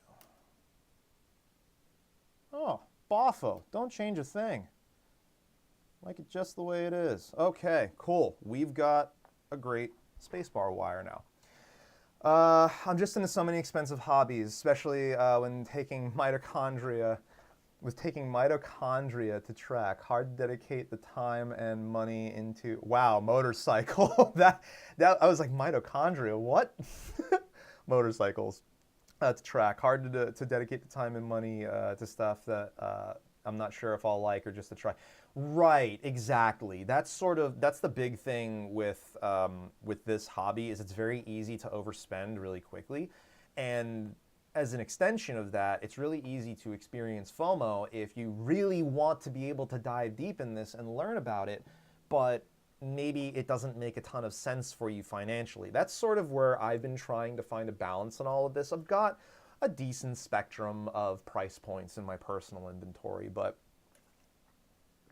I've also made a fair bit of purchases that I very deeply regret. So I bought Krytox 205 for housing and GPL 105, like an oil. Yeah, GPL 105 is what I use for my switch springs. I use that for springs, and that's it. That's all I use GPL 105 for. But what I use it with is a little box like this, and I use it with this to batch lube springs. I use this instead of a baggie because I can reuse this way more endlessly than I can a plastic bag. And you can see, sort of, it's got a sheen of lube still on the inside, so I don't have to reintroduce as many drops into this each time I'm going to batch lube springs. Now, it's important to note, if you want to do that with multi-stage springs, you're going to need a shitload more 105 than you would use for a standard length spring, like something that's in like a Cherry MX Brown or a Gatoron Red or something like that. Even if it's just elongated, you're gonna end up needing more lube, but you don't want so much oil in there that it looks like it's dripping off of the spring. At that point, you've got problems. Yeah, I've been in this hobby for about 4 years and I'm 3K deep. Oh no. Yeah, that sounds about right. That sounds like you've maintained status quo there. Nothing out of the ordinary there. That's why I really enjoy watching your streams and learning as much as I can. Well, thank you. And that's why I'm here to do this, because I am in a position where I have access to parts like this more often than the average enthusiast. And I want to be able to sort of bring these experiences and information to all of you in a way that's relatable and makes sense and that's, you know, relatively easy to digest. So, with XHT-BDZ, if you've never worked with something like this before, it literally feels like a really thick oil-based paint or something, or like I'm brushing on like caulking. It's remarkably thick, so you only need enough on the wire to just start to conceal the color of the wire. Anything more than that and you're going to have a bad time. Because this stuff gets laid on so thick.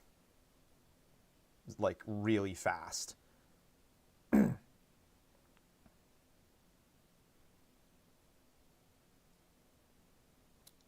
This is the thing I don't like about these stems, is because I've got that guide in there, sometimes the wire gets caught on the guide, and I end up having a hard time getting the wire all the way through the stem, which then causes me to shift around that lube a little bit more.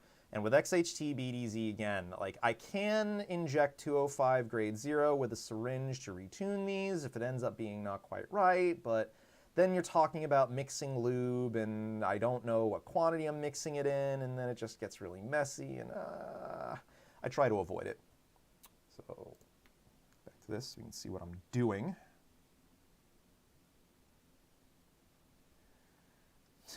Yeah, Paul and Kyle were doing this a lot towards the end of their charity stream last night. They were both forgetting to change back over their scenes from when they were talking to their audience.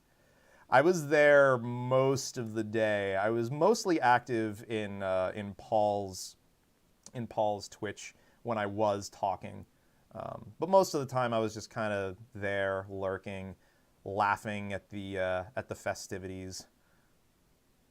But I can't believe how much money they raised yesterday for St. Jude's. That was fantastic. I love to see that. I love to see communities come together to help those that need it when they need it.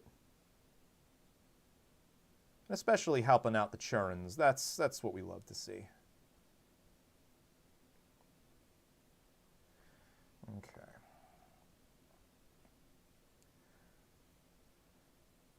I've got a little container similar I use, and it's great. Yeah, it's containers like that are really great for making sure you're not only getting everything lubed as well as possible, but that you're wasting as little material as possible doing it. Because we don't like waste around here. I do not like wasting product if I can at all help it. Especially considering how much some of this stuff costs. Like, it gets so expensive so quickly.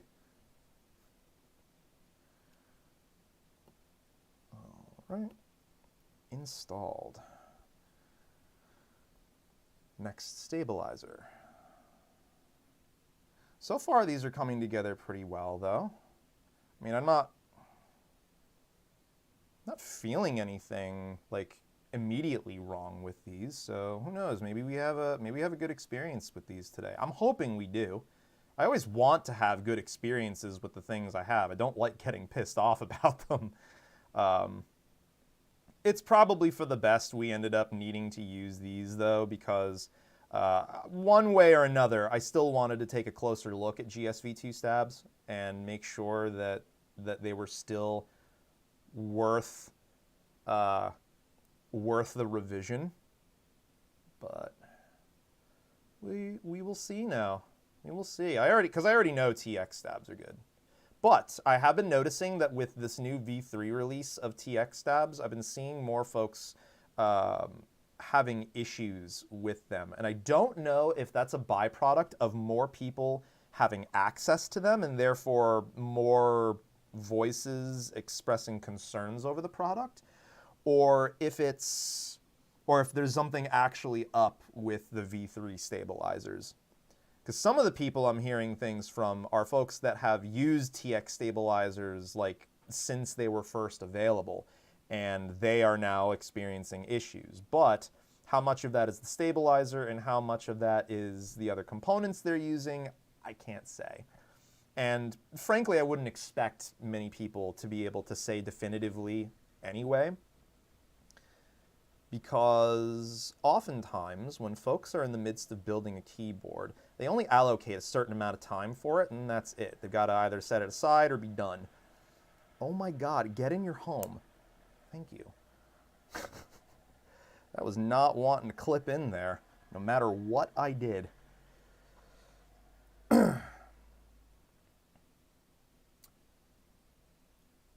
I caught the last 45 minutes-ish, and it was awesome what they were able to raise. Yeah, and that clutch donation from Linus at the end to force the hot tub stream from Kyle.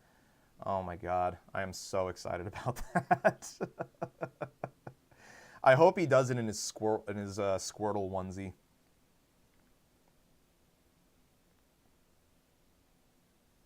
Because he's got the Charmander onesie that he's worn on stream and in videos before, but now he's got I guess his girlfriend got him a Squirtle onesie as well.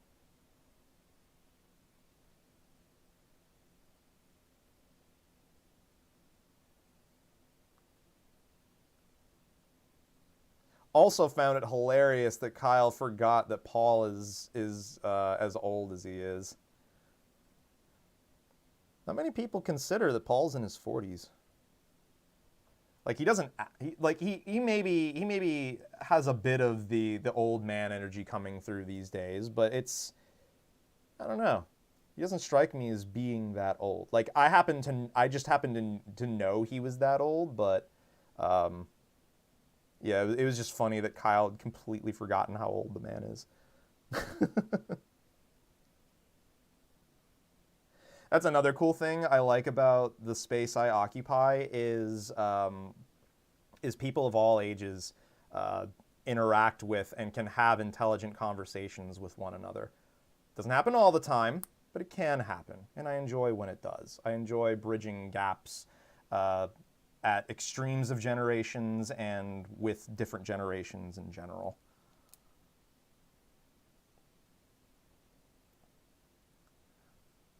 Oh, Tanmay, they raised a little over $50,000 in total. It was a combined total from their previous stream that they did. I think they got up to like a little over 20,000 or so the last time, and then yesterday they got like another 30,000 or so. So in total, it's 50,000 that they raised for St. Jude Children's Hospital. Yeah, they done good. They done good. I'm proud of my boys. I'm proud of my boys, helping out folks that need it. Doing what they do best. Playing games and acting the fool. While doing so. Now, I am not using Glube for any part of this build. Glube, I do have some. I went through a full container, getting my impressions on it. It is a very inexpensive lube to buy into to get started on this hobby. I do not encourage you to stay on Glube forever. It is a different formulation entirely from what Krytox uses for their oils and greases. It's a different formulation from the Tribosys stuff, and it's a different formulation than the silicone-based greases and lubricants that Kinetic Labs sells, their GS1 and GS2 lubes. I've not tried those yet, though, so I can't speak to their quality specifically. But Glube is a non-fluorinated lube that uses its own proprietary formula, and it does strange things over time. I'm not the biggest fan of it. Its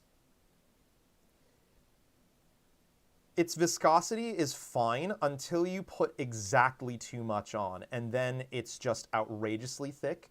But before then, it's almost not thick enough. It's really hard to describe. I can definitely confirm it's very different from anything else that's out there, but I'm just personally not a huge fan of it. I do have a batch of switches, actually my Moyu Queens that were lubed with 205 grade, or with Glube. They didn't turn out bad, but I think if I had them to do again, I would probably just stick to 205 grade 0. I prefer the feel of that lube over Glube. And then for stabilizers, I would also rather just use 205 grade 0 or XHT BDZ or dielectric grease. I just get more consistent results with it is all, and that's largely a preference-based thing.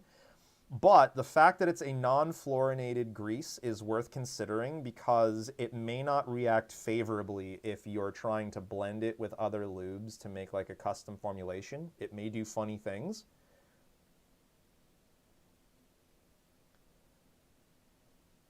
So just keep that in mind if you use G-Lube. But again, it is a very inexpensive lube to get into, and for someone's first batch of switches or just their initial foray into the hobby, it's fine to go in on G-Lube. You're still going to get very smooth switches when you use it. I just don't personally care for it with mine. I prefer other stuff. And that's what's great about this hobby, is that there are so many options for everyone to take advantage of these days.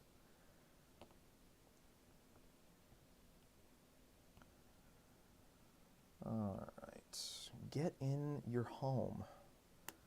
Too good for your home?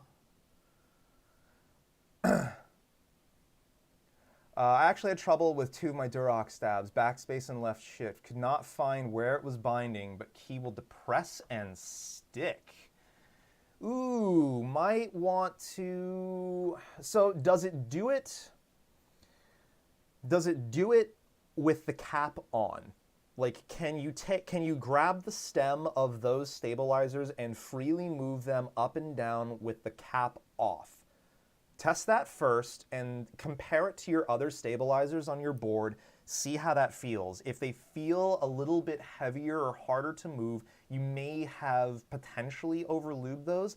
It's also possible your backspace and your left shift have something out of alignment on the cap. Either the cap stem where it plugs into the stabilizers, or the cap itself could be warped. It's also a possibility that the stems are maybe misaligned themselves, or maybe they're twisted a certain way and it's creating that binding.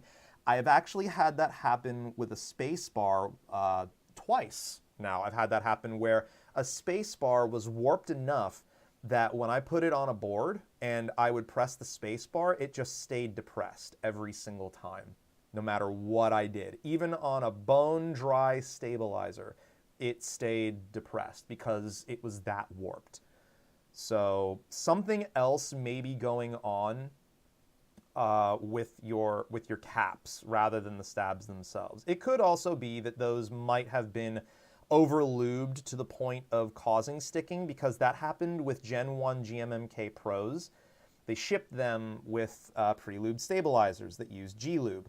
The problem was they crammed that shit in there like it was going out of style, and most users experienced problems where the stabilizers were binding on them, and they couldn't figure out why, and it was a pain in the ass for them to have to take apart the board and clean off someone else's botched lube job just to do something again themselves that they should have only had to do one time to begin with and have it done right. So, a couple of possibilities there. Might be my cap, swap the stabs around and switch, just went back to the stock stab. Yeah, you know, sometimes too, it's just that specific combination of parts don't work together. Like, you may take the Durox over to another board with another set of switches and another set of caps, and they're fine. And then you'll just be left scratching your head wondering, well, what the hell didn't work about it with the other board? Warped spacebars really trigger my... Yes, I am the same way. I cannot frickin' stand warped spacebars. Here we are in the year of our Lord 2022, and we still have to deal with warped spacebars, and still get people occasionally stating that warped spacebars don't cause problems. Spoilers, they do. I've encountered it multiple times. I've encountered it with enter keys being slightly warped and causing irrevocable ticking. I've encountered left shifts, right shifts, backspace is another common one for me, where I just cannot get the board to stop ticking on that cap no matter what I do, or there's a rattle that just won't go away because something's not lined up quite right, or the way in which the stabilizer is lubed is causing an uneven rate of compression or depression of the stems on either side, and because of the way the stem wobbles in the switch versus how I typically hit that cap, I'm hearing the sound more often than someone else who might hit the switch on. So things like that, like, you can't even control that shit. Like, if you hit the cap where you hit it based on your typing habits, then that's what you do. Like, how do you even account for that? That's why tolerances are still such a Wild West thing with this hobby.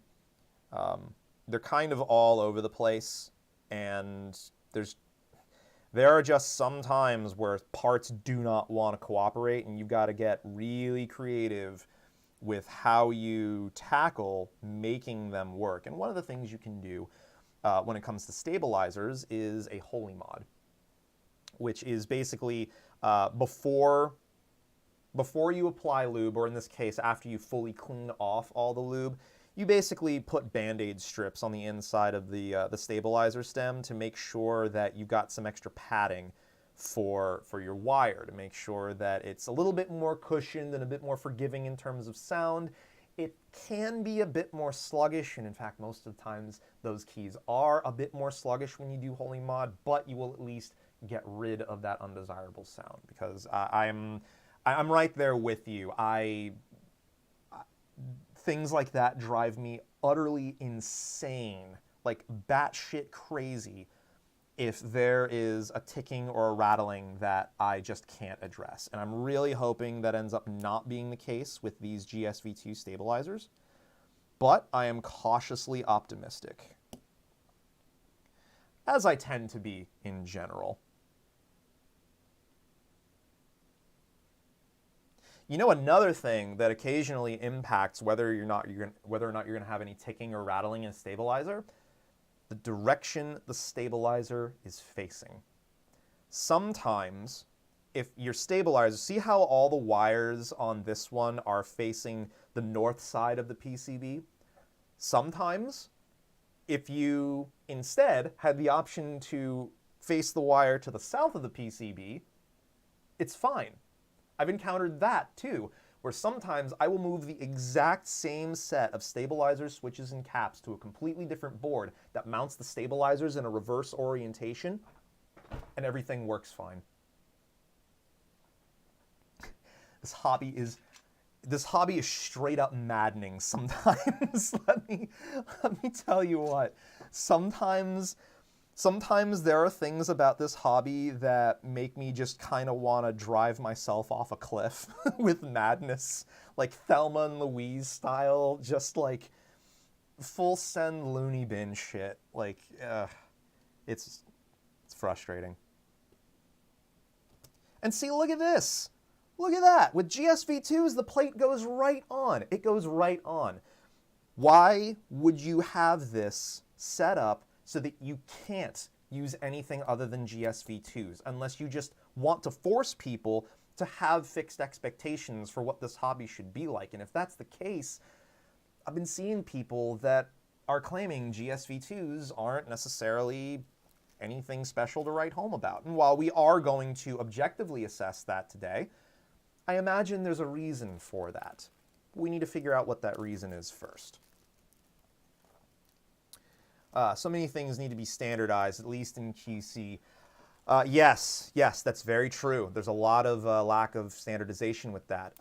Jonah, sometimes it can be the PCB too. Warped PCBs can cause ticking because, yes, and that's not as common, but it is still a possibility. I have seen warped PCBs that just, no matter what you do, you can't straighten it out. It's FR4. And there's circuit traces in there. You try to straighten that shit out, you might end up breaking one of those traces at this point.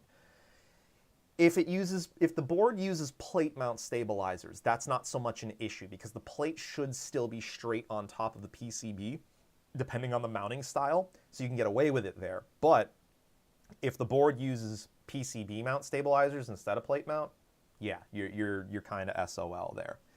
And that's unfortunate, really. Let's see. Best hobby should drive you insane occasionally. Keeps you on your toes. Well, keyboards definitely keep me on my toes for better or worse. That's for damn sure. Okay, so let's get, before I set the plate on actually and start getting switches in, where is my switch puller? There we go. I'm going to test a couple of these stabs first. Now, I'm going to test them with a different switch. I'm not going to test them with that particular switch because that switch only has a 3-pin bottom housing, and I would like to test it with something that is 5-pin. So let's see what I've got that would work well for this.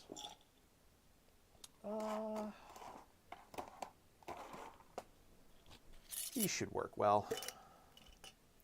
Not a great sounding switch, but these should work fine. These are Kale Jellyfish switches. These are part of their own V2 line of factory lubricated switches.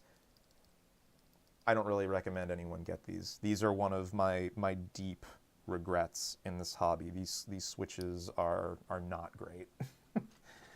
They're a linear that sounds almost as coarse as a clicky.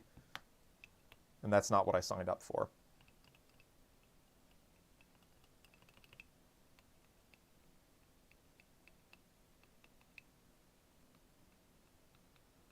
I think these may actually be okay.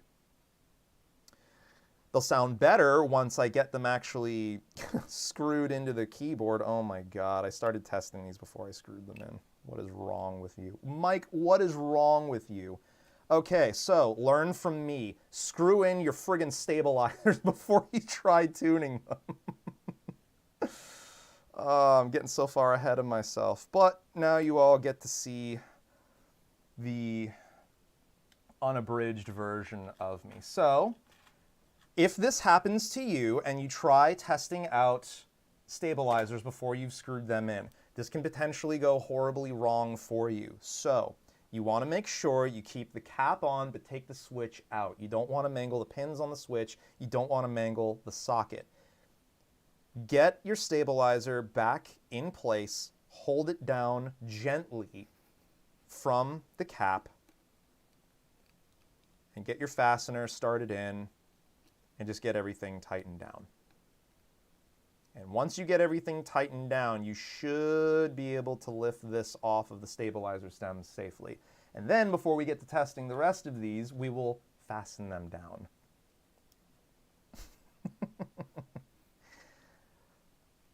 Expert keyboard builder, by the way.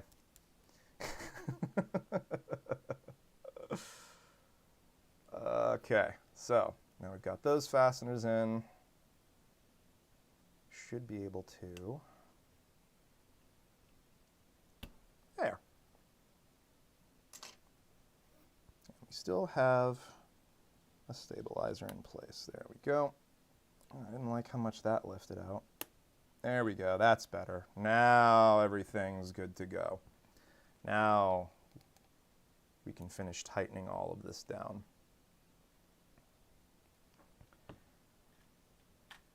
Still non-ferrous fasteners. That's another thing that irritates me from the original launch that still has not been corrected. None of the fasteners for GMMK PRO are magnetic. So it's going to be a little challenging to hold on to some of these fasteners. So you want to be kind of careful with them. Have you had any good experiences with Kale switches? Yes, actually. Creams. So Novel Keys has a line of switches called cream switches. When they were first made, they had some issues where they were remarkably scratchy for what they were, even after you lubed them. And many enthusiasts took the road of actuating them several hundreds of thousands of times before actually putting the switches in their board. They would set up like machines that would automate actuating the switches. Then they would swap out the springs for new ones, and the switches were outstanding.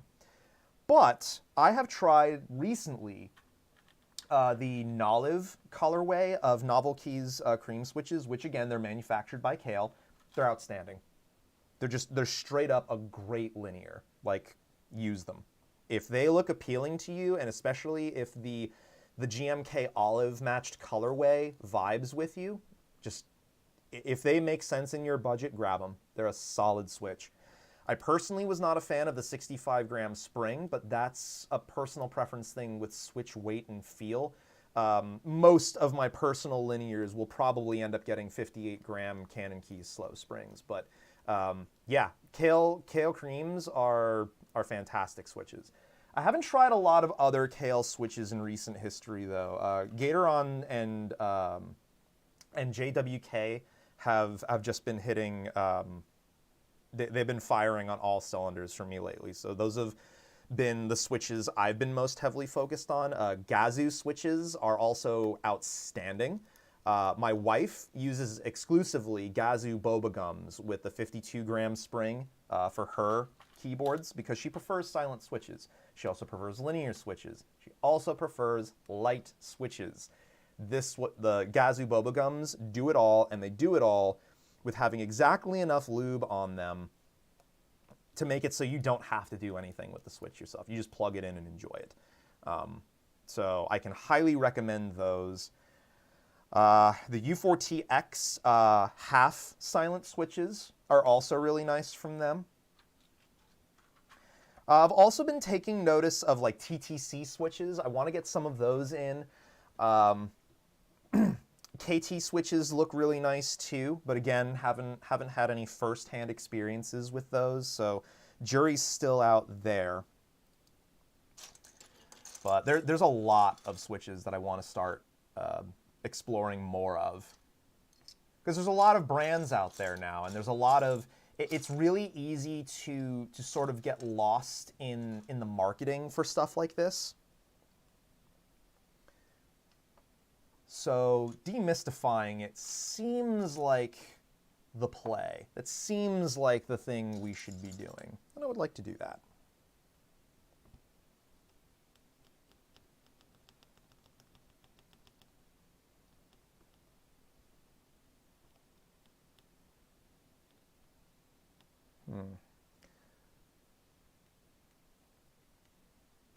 Got a little bit of...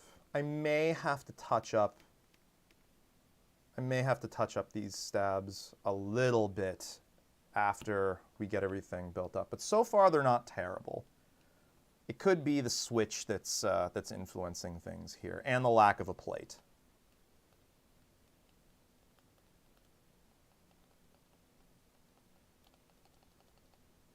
Backspace might be cursed per protocol. That's a normal thing with me, though. I tend to have cursed backspaces. Oh yeah, I can see where the lube shifted around in there. Okay, that's not a problem. Gonna have to do it anyway. Might as well do it now. Little bit of pixie dust. And by pixie dust, I mean 205 grade 0. Did it get in there? Yeah, it got in there. Okay. And then let's test out enter.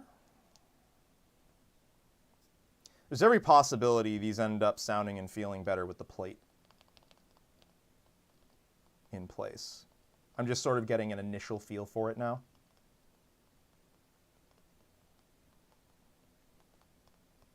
Enter might need a little bit of work too, but we will cross that bridge like that.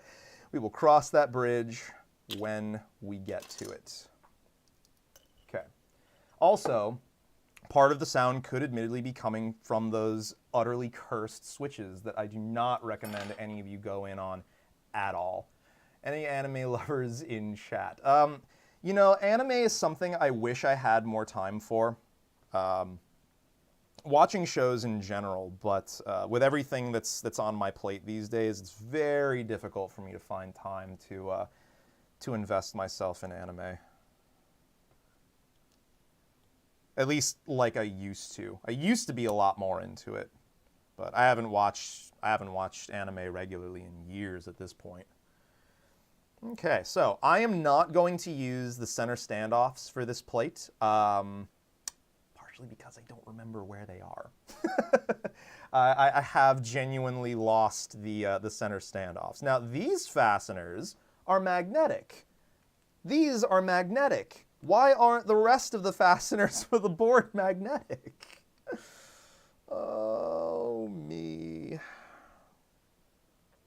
All right. So, the one thing you want to be extra careful with the polycarbonate plate is how you thread these fasteners into the plate. You don't want to over tighten these, and you don't want to try turning them any further than is absolutely necessary. Like, you basically just want to get the fastener to bottom out on the PCB, and that's it. Otherwise, there is a distinct possibility you end up stripping out the opening on the plate, and you're gonna have a bad time if you do that. It's not to say you couldn't run this without one or two of these standoffs, but it will make for some interesting challenges for you, especially in terms of things like being able to use the volume button for mute, because if this isn't connected to the PCB, remember, we don't have that standoff in the bottom of the FlexKit. So I may actually have to back this fastener off, because I forgot, because it's been forever since I used this plate, that I have to set the diffusion layer down first. But I don't want to back that fastener out all the way. So let's just get that up enough. There we go. Now, that's one thing that I do kind of like about these GMMK specific plates, is they have tabs that hold the light diffusion bar in place. Yeah, Tonmei, exactly. It's it's a bit of a strange oversight with this board, and I'm shocked that even with the new kitting options they're selling for this thing, they're still not providing you with magnetic fasteners. Imagine. Okay, that is all in place there.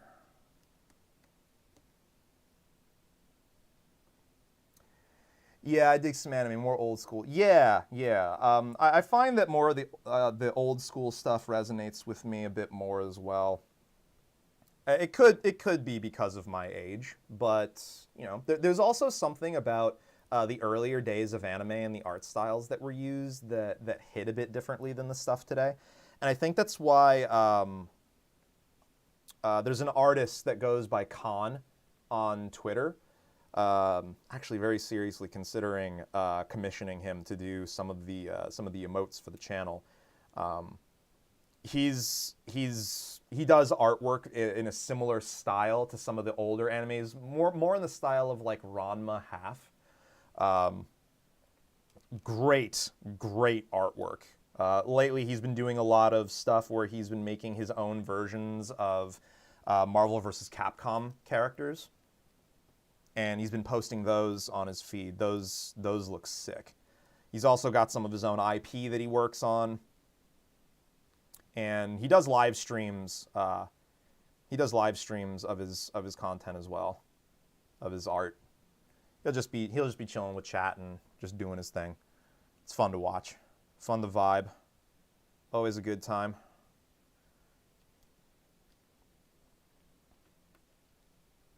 Yeah, Fox, if you got any recommendations for Tonmei, I know I'm familiar enough with your taste to know you're not gonna toss him Schnickel Fritz. You're gonna get him the good shit, because that's how we do here. Excuse me. Whew, that came out of nowhere. You ever have that happen to you? You're just like standing there having a casual conversation with someone else, and just out of nowhere, within the span of a second, you feel your stomach tighten up, and then you feel it loosen up, a lump come up, and just...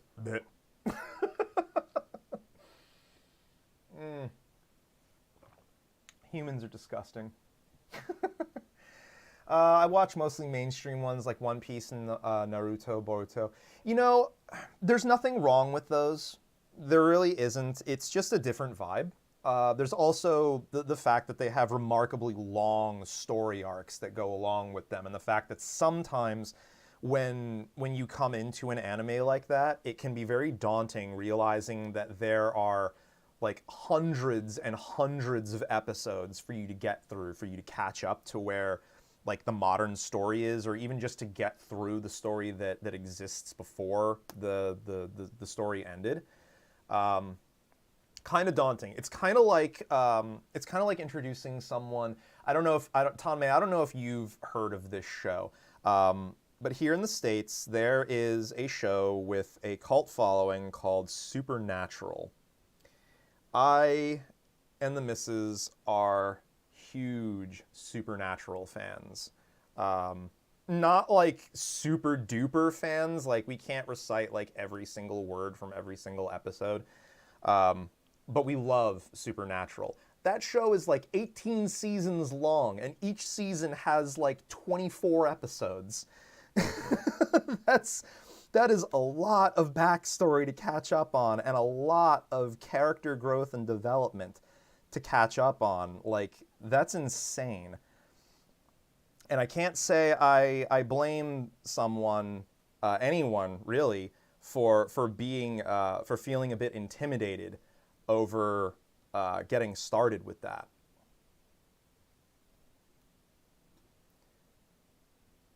That is a really weird standoff position, and I feel like it's already cross-threaded. Yep, it is. Well, that's unfortunate. Yeah, that standoff was not made all that great. Okay, so one of the standoffs in that small section of the plate isn't going to be fully flush, but we should be fine. Should be fine. Let me at least... Yeah, I can't even thread it through the bottom. I'll try another fastener at least. See if I can get it threaded a little differently, but I think we're kind of boned. Yeah, like this one was going to be... So this standoff right here to hold the diffusion layer in place it was just already stripped out and malformed out of the box. So we are going to try putting the other fastener in and seeing how that shores everything up. It's in an area of the board, it shouldn't be that much of a problem. This key down here I don't hit very much. That'll be fine. That's fine. It's still holding everything in place. Shame about that standoff, though. These two work just fine on the other side over here. Yeah. I would definitely like to see Glorious visit different mounting styles with keyboards in the future. I think based on what I'm seeing so far, and not, again, we haven't fully used this board yet, but based on what I'm seeing so far, this gasket mount implementation is fine for the vast majority of enthusiasts out there. At least people that are fresh to the space anyway. What I've personally found using really bouncy keyboards is the more flex there is in the board, the less likely I am to be able to use certain switches comfortably. Great example is Holy Pandas. I really like Holy Pandas as a tactile switch. My Trash Pandas are one of my favorite switches, in fact. But using them in a really flexy board is really fatiguing, because now you've got not only the tension of the stem against the leaf spring versus the flexibility of the bottom housing, but now you've also got the compression of the PCB and plate assembly also creating sudden upward force in that spot against your tactile switch when you're depressing it.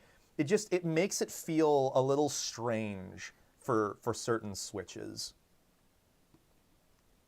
Now, if you're team linear gang, then super flexy keyboard's fine.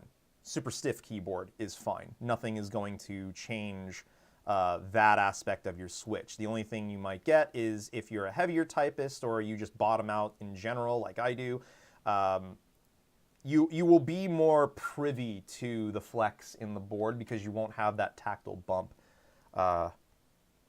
getting involved in the proceedings. So we have the plate set up now. Now let's get on our switches. Now in this case, I did not bother to line up the plate with switches in it because that's what these mounting tabs around the perimeter should, in theory, be doing. They should be lining things up so that I don't have to do the normal thing where I set switches in the plate first and then set it onto the board. Also feeling like this foam is going to work out a lot better for us, for plate acoustics at least. Not that polycarbonate has resonant tones of any kind to worry about, but this plate foam, I already feel like this is going to feel and sound much tighter. Also, I kind of like that with the polycarbonate here, being able to see a little bit of the Glorious logo, it kind of goes with these yellow switches. I kind of like that. Closer. Now, important to note with these G Pro V2 yellows, I have not touched the lube on these. These are a factory lubed switch that includes the springs and the stems. The stems all feel outstanding on this. The springs, some of them, when I hold them to my ear, they have some spring ping there. So if during a typing test on this board you're hearing ping, that could be one possible source of it. It could also be the case that we're working with. But we will determine all of that once we get everything built and we go through a typing test and all of that.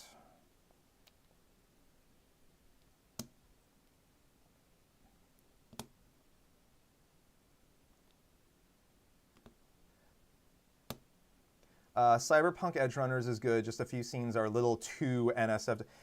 Cyberpunk is a really, okay, Edgerunners, if you're able to,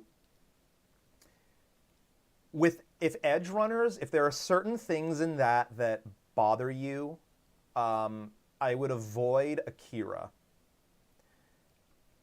But I would still recommend watching Akira at least once, so you can see some of the roots of art styles like that in general, because Edgerunners felt very Akira to me. The story for Akira is also really bizarre, and the imagery is just insane. But it's one of those classic animes that I feel like everyone should watch it at least once. Even if you don't watch it again, or if you have to like fast forward through certain scenes, because some of the imagery bothers you, it's still an anime worth watching. IMHO.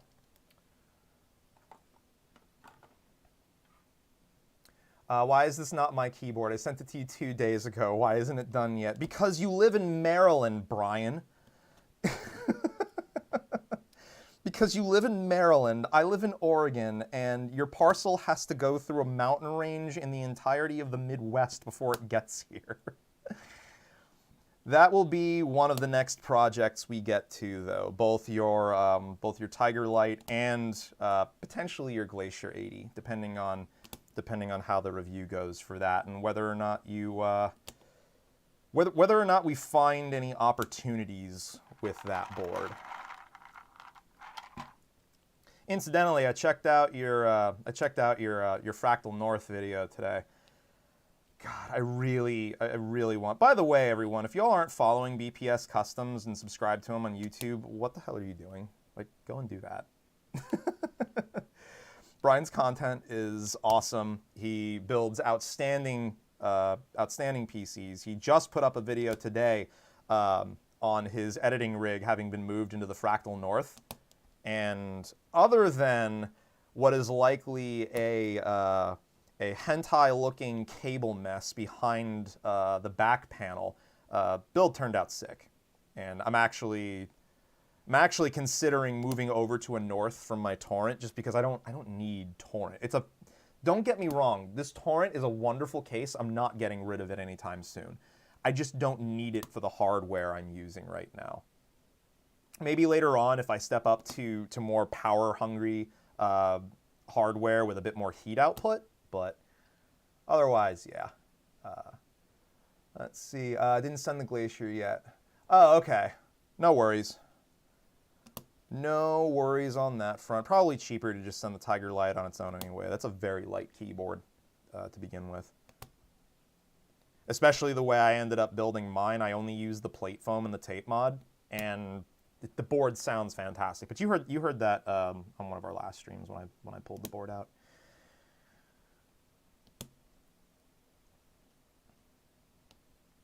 A little interesting that there's like no foam in this area at all, but it also doesn't surprise me because of stabilizer things going on in here. You don't often see a lot of plate foam around that particular switch.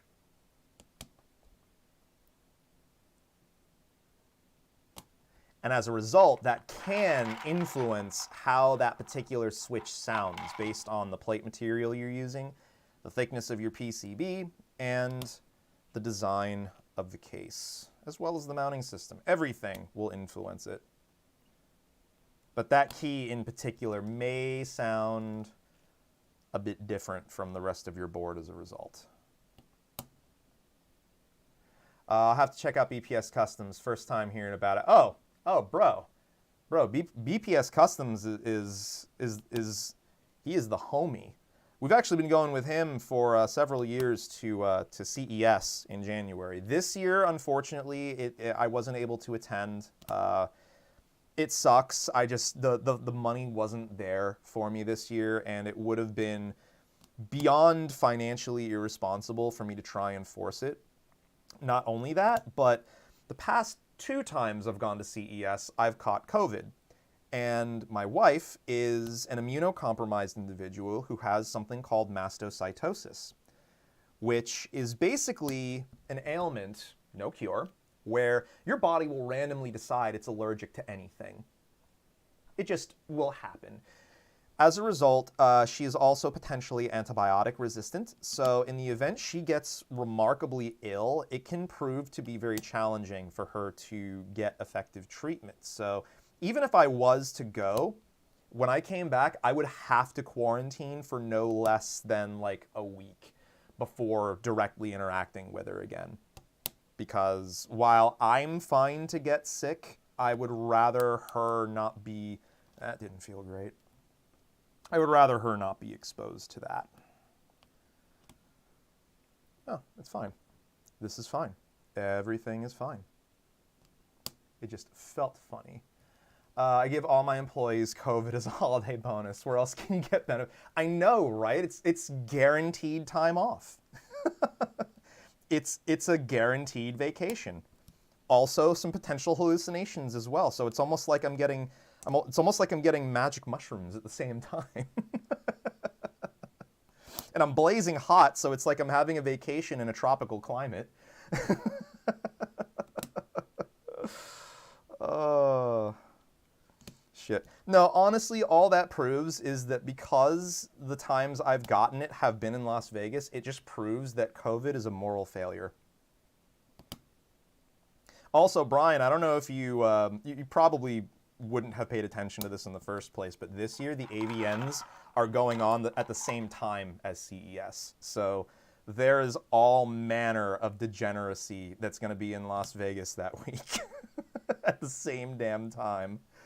Oh god. Normally it's the week right after CES, but for some reason they I guess they moved it up this year.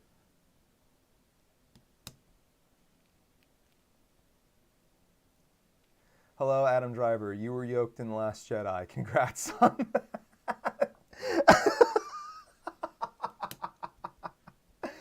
Oh no. I love how Brian dedicated the 4090 launch overclocking. Yes, that was really fun content. I really enjoyed that spin on it because frankly, if you aren't using a card like that for like serious production work, you should be using it for extreme overclocking. Like or at the very least, gaming on the highest resolution display you can get your hands on with the highest refresh rate. Like, there should be no reason for anyone to be using a 4090 on anything less than a super high refresh 1440p display with all the RT shit turned on. And even then, that's kind of questionable, when, especially considering 4K is just such an effortless task with 4090. I have AVN tickets issued. Oh my God. I would love to, man. I would really love to. You know how much I love going to CES. That is one of my favorite times of the year. It's one of the only times I get to interact with friends online that I only ever talk to online. It's an opportunity for me to be in a creative space where I'm thriving and doing things that I love doing.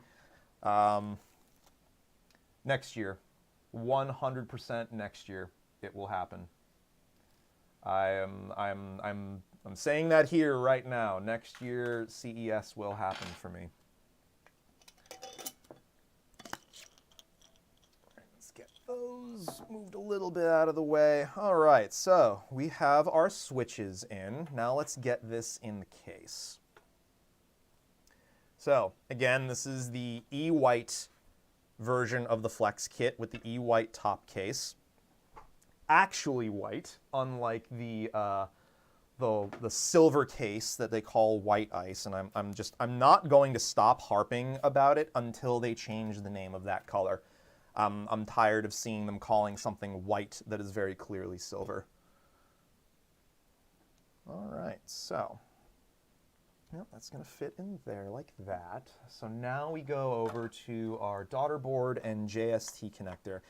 And the point of this, for those of you who are uninitiated with gasket mount implementations, is having the USB-C port located on a daughter board separate from the main PCB is another thing that actually permits flex to happen without there being any compatibility concerns or interference concerns. Because what can happen is with a gasket mount board that has the USB-C connector on the main PCB, you end up with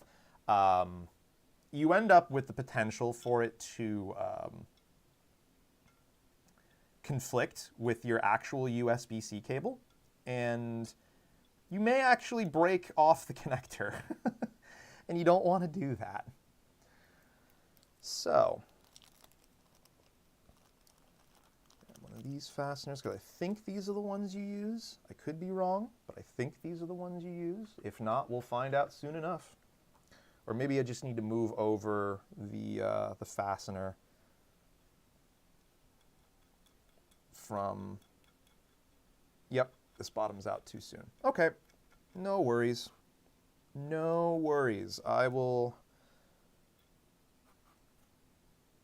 grab my other fastener. I find it interesting that they give you a new JST cable and they give you a new daughter board, but no new fastener. That's interesting.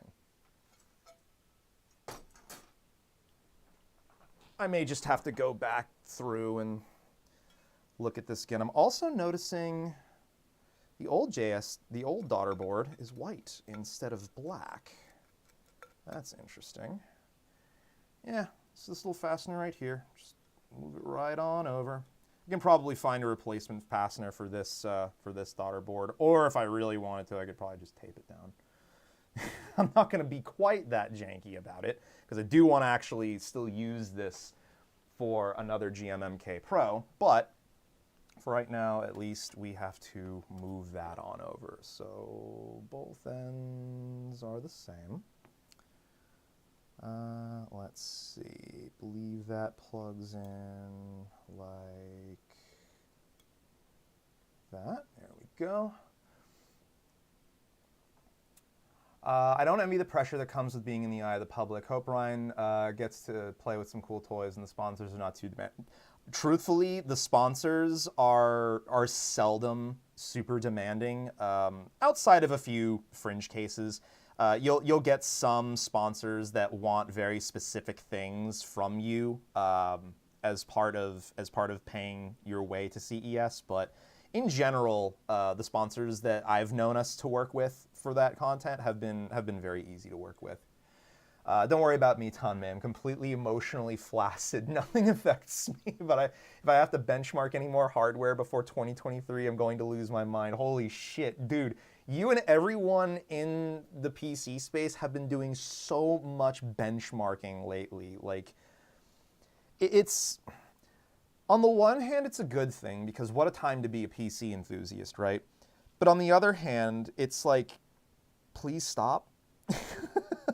Please give me a chance to breathe before moving on to the next bit of stuff. Please? Why isn't that plugging in? I had that in right. Let's see. Always be careful with these JST connectors, by the way, guys. It's very easy for this to go horribly wrong if you're trying to force it to do something that it doesn't want to do. Okay, cool. That's in there. Set that down. Squish, squish. Ooh, this has a lot of squish. Squishy, squishy, I like that. Also interesting, these top gaskets right here are actually to rest against the top case. Interesting. Wasn't expecting that. All right. Very cool. Let's get the top case on. Let's start getting all of this tightened down. Now, as I mentioned earlier, the new GMMK PRO FlexKit only requires 4 fasteners to secure the bottom case to the top case. So it's a little bit faster to get everything put together in that way. What I am noticing, however, I'm not... Okay. Yeah, they eliminated the center fasteners here and only have fasteners at the corners. So that's a bit of a departure from the original GMMK PRO. Also, because of how the top case and the bottom case mount together, there's a bit of an extra lip at the bottom past where the top case ends. So that's going to influence the side profile a little bit. We also have the more rounded edges here for the bottom case than on the original GMMK PRO. So that will also slightly affect side profile. Riley, yes, this is the GMMK PRO FlexKit we're building with, and we're going over this board as like the keyboard of Theseus. That's why the title is like it is, because the only thing of this that's still left from the original GMMK PRO I built are the light diffusers and the PCB. Everything else is completely different, but it's still the same, but it's different. And we're just going over what all that looks like and whether or not this is something that that someone that is buying into a board like this for the first time should consider. Because you can get this as a full board rather than as just a FlexKit add-on to an existing board. But that looks very white, not very white. Now, let's get some stabilized caps on and take a listen to these stabilizers.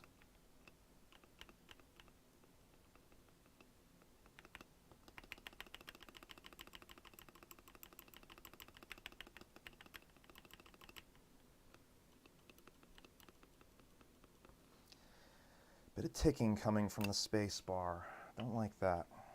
Don't like that at all. So, let's get some lube. There we go. Down in there. A little bit down in front. Where's my jewelry claw? There we go.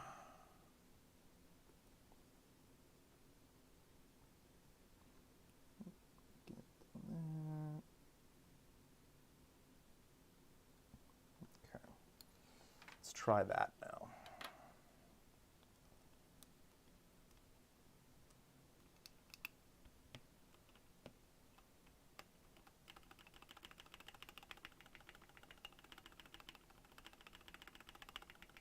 There we go. Perfect. That's a good sign.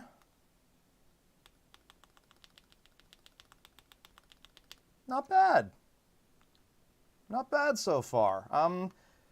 Okay.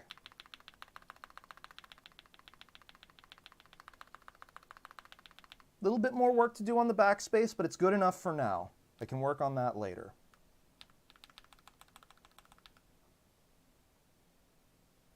Okay. Okay. Okay. GSV2 stabilizers are acceptable. Based on this experience, again, we're using Taihao cubic profile keycaps. These are their black on white caps. Based on this combination of parts, GSV2 stabilizers, if it looks good for you, buy them. Nothing wrong with these. Nothing wrong with these whatsoever. Save that for a bit later.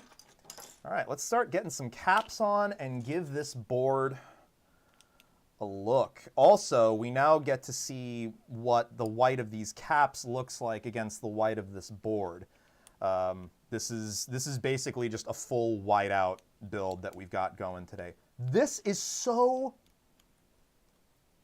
frickin' flexy compared to my other board. Jesus Christ. That's a lot of flex. That is a lot of flex. Jeez. I'm a little concerned about how much flex that is and the way it's happening. But we'll see how this all shakes loose.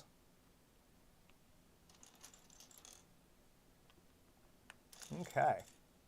Oh, your PCB died. Riley, that sucks, dude. I'm sorry. What was it that caused it to die, if you don't mind me asking? Did it like short out on the case or something, or did something else happen with it? Because I've experienced really weird PCB failures. Brian can attest to this. When I tried to help him out with his Alipau wooden keyboard, that thing had the strangest problem with it, and fixing it actually made it worse. Fixing it actually formally bricked the board. It's okay, I'm currently typing on my Trailblazer Babylon that I built a little while back. Trailblazer Babylon. I may have to look up that board. I'm actually not familiar with what that is. But as long as you've got a keyboard to type on, that's the important thing. That's the most important thing.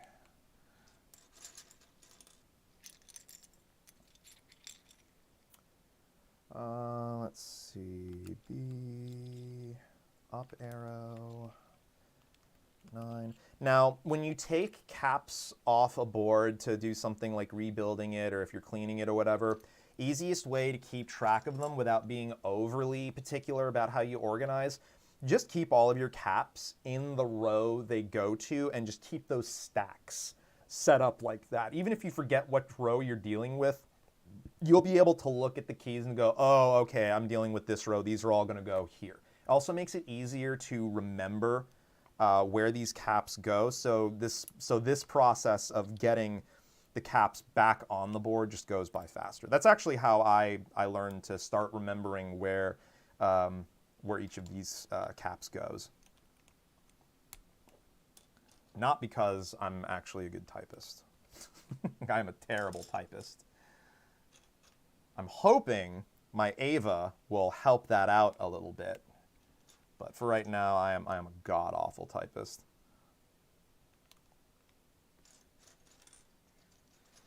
I honestly don't know. A ton of my hot swap sockets broke. I replaced the sockets. For a while, it was fine. Well, that sucks.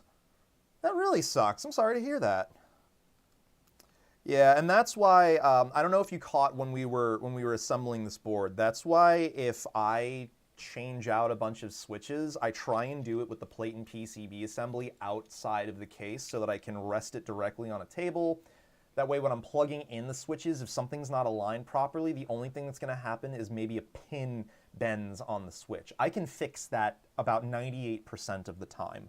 But if a socket falls out, yeah, you're probably going to be looking at some further reaching issues with your build. But yeah, I mean, Adam's right. It could always be much worse. You could have not had a keyboard to type on anymore, and that would have been truly tragic. But yeah, I mean, you've still got. And see, it's funny you mentioned the bricked PCB, because of all the extras they sell for GMMK Pro, PCBs aren't among them. And given that the FlexKit exists now, I would kind of like to get a second PCB so I can rebuild my existing GMMK Pro as just a different keyboard, because what I'm experiencing so far, this is not the same board. It's not even, no, this isn't the same board. Like, this amount of natural flex being present here is kind of, it's kind of insane for this board. Like, yeah, this is sinking into the desk mat a little bit, but I didn't think it was possible to get this kind of flex out of GMMK Pro. Even with the semi-float mod that I did to the gasket mounting system on the original version, I didn't think that something like this was going to be doable. But when we do the typing test, we'll see how this has impacted the sound of the board overall. And now remember, we do not have any case foam in here, and I have 2 layers of 3M medical tape on the back of the PCB. So this is going to be a bit different from how you would typically hear this stock. Also, I don't have that force break mod on the case anymore, so we may need to go back and add that if we're not liking what we're hearing with the acoustics on this board. So far I like what I'm seeing and hearing, but we'll see what happens when we get this whole thing finally back together. Reminds me of the plateless mod I did to mine after the PCB broke. Plateless mod. Interesting. Interesting. Yeah, I guess you could run this plateless in the original case, because you've got those 2 tabs on the bottom case to mount the gaskets on to support the PCB. But the problem with the FlexKit is they eliminate those side gaskets that support the PCB from underneath, which is why we're not using the AVX Works FR4 plate with this build like I originally wanted to. It's also why we're not using the TX stabilizers I originally wanted to use, because they don't fit the polycarbonate plate still. Don't know why, and I also don't know why I put V right there. What the hell am I doing? I meant to put it there. This goes here. S, I, 3 more caps. 1, 2, 3, and the pièce de résistance, our rotary knob.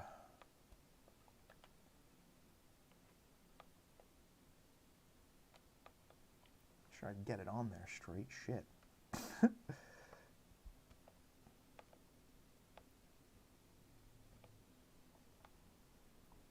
On there? Yeah, we're on there. All right. Whoop. That doesn't sound great. That doesn't sound great at all. In fact, that sounds really bad.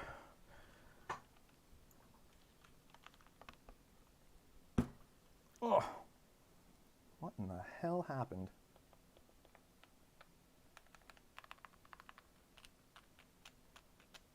Okay, that all looks fine. Okay, I see. Knob was just being a damn it. Okay, cool. Well, that is a very white GMMK Pro. Not a berry white, a very white GMMK Pro. Hot swap plateless is a bad idea. This had the hot glue and all the switches. Oh no. Oh no. So yeah, this is an extremely clean looking, very white GMMK Pro, especially compared to what we were originally doing with it. And ooh, that shine. Now that we've got switches with clear tops on them, yeah. See, you don't need shine through legends to get RGB lighting having the desired effect. Especially the white light coming through the side with the white case. Yeah, this matches our Torrent desk mat really nice now. Really love the red accents with the white. Yeah, right? Well, I figured I might as well lean into it because I've got these Taihao accent caps here that always come with Taihao keycaps. And I'm always looking for a reason to use my Torii desk mat here. It's just a little challenging to find something that's really aesthetic with this design, but I think this really pulls it off. I think the only thing I'd want to change up is maybe the cable, but even then, that looks pretty solid. So you can see what it looks like now with the RGB lighting on. I'm gonna go ahead and unplug this now because it's just less annoying to do typing tests with the board unplugged. And we will get up my trusty, rusty, hanky-janky condenser mic arm, which I will not be showing anyone directly because this is embarrassing as hell and I hate that I have to use it, but it's what I can afford because it's what I've got. All right, there's that. Move the tools out of the way. Let's get the suck-a-duck plugged in. Where is my tape measure? Right here. That red RGB, right? It looks so damn good. Like, just everything about this board looks so good. Especially compared to the silver case before. White caps are not it for a silver case, for me personally. I would rather lean into like beige or white on black with a silver case. It's more of a cleaner, understated look. Whereas white, I want to really lean into just bright, poppy color accents and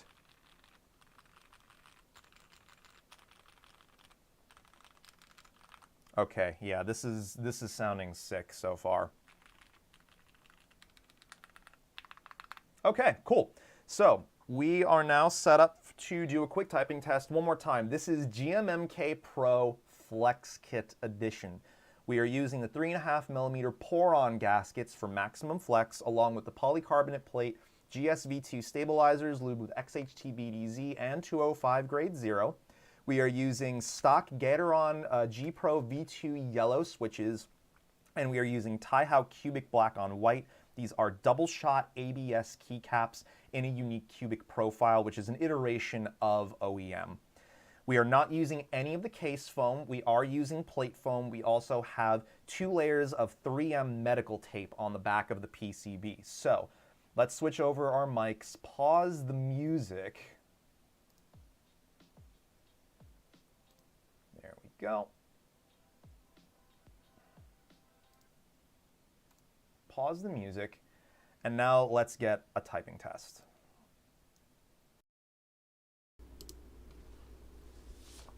Mods first.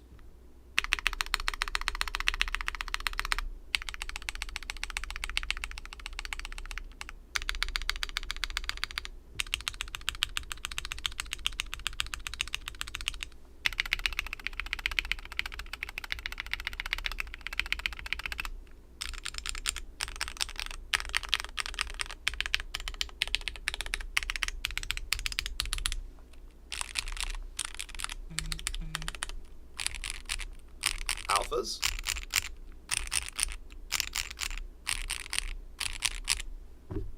All right, now let's do some actual typing.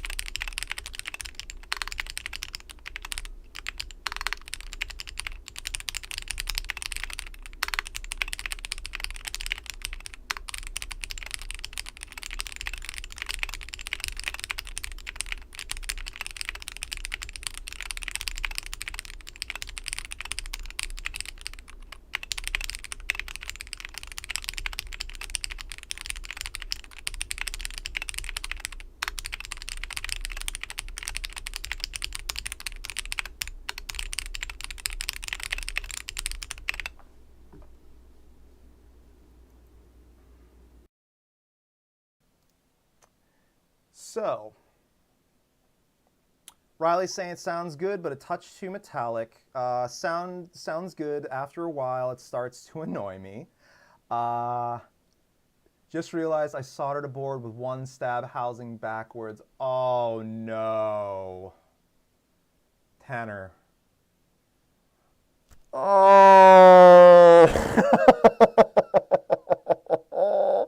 Oh, that's so rough. I am so sorry, dude. Anyway, oh my God, that's rough. F's in the chat for Tanner. F's in the chat.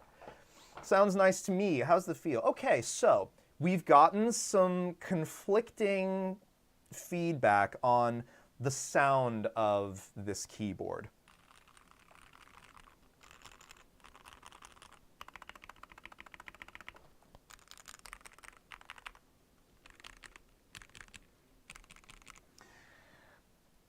For me, the one area where I feel like there are opportunities is around specifically the right side of the space bar. That's where I, sitting in front of this, get most of that metallic case ping sound coming from. So what will likely happen now is we'll probably do a force break mod on this, see if that releases some of that, that pinginess. In general, the polycarbonate plate is doing about, yeah, it's really pingy around the spacebar area for sure. The polycarbonate plate is doing basically what I thought it was going to do. This is producing a more muted acoustic profile, but it's also providing us with the most flex possible. The other thing to note here is these Gateron G Pro linears have a naturally deeper acoustic profile to them to begin with, despite the fact that they're using a combination of nylon and polycarbonate. See, a lot of folks want to assume that polycarbonate is going to lean into just a naturally clackier sound, but that's not necessarily the case. It's been my experience, more than not, the polycarbonate produces a more muted sounding keyboard, erring more on the side of plasticky acoustic tones. I would imagine if you wanted the deepest, most muted sounding board possible, you would go with this and the 2mm thick case foam right here. But we'll play around with a little bit more of this now because there's definitely some opportunities to explore. So let's open the case back up and let's try a force break mod. See if this does anything for us. I feel like deeper sounding tactiles like Corsas or U4Ts would sound really good in this. Yeah, they probably would sound really good. I just worry about the amount of flex this particular configuration has when it comes to switches like those. I would probably move over to at least the G-foam. I would move over to at least the G-foam gaskets for the bottom case if I was going with a heavier tactile switch. Maximum flex makes the most sense for me if you're using something like a linear switch or a lighter tactile. All right, let's get this knob off. The knobs on this board are, no matter which one I use, they are so obnoxious to get off. Anyway, your build looks great. Well, thank you. I appreciate that. Oof. This is going to be a pain in the ass to get off. So let me get the JST connector out of the way first. This is another thing I don't like about the rotary knobs they supply you with for GMMK Pro. They are friction fit.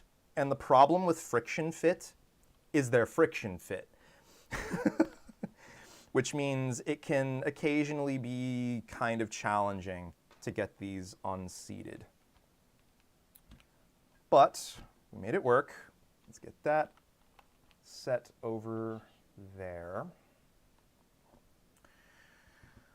Now thinking about it, I don't think we're going to play around with the case foam for this particular configuration because I feel like this is already muted enough. If we start throwing in case foam, this board's not going to have any life to it at all. So we're going to stick with just the tape foam on the back, but we are going to grab some of our masking tape, and we are going to force break this case. See if that gets us a little bit better spacebar. Because it doesn't sound, what I'm getting from the spacebar, it doesn't sound like it's the switch, and it doesn't sound like it's the stabilizers. It definitely sounds like it's the case that's giving us some issues. So what we are doing is just cutting some strips of, where are my tweezers? This desk is such a mess right now, and my hands are sweaty, and they got all over that tape, so I'm going to grab another piece. And we are just cutting some pieces of masking tape to use as a sort of gasket interface between the two halves of the case.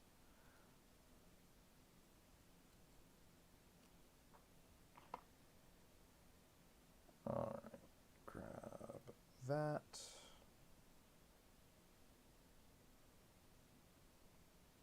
That right there for now. Right there. Stay.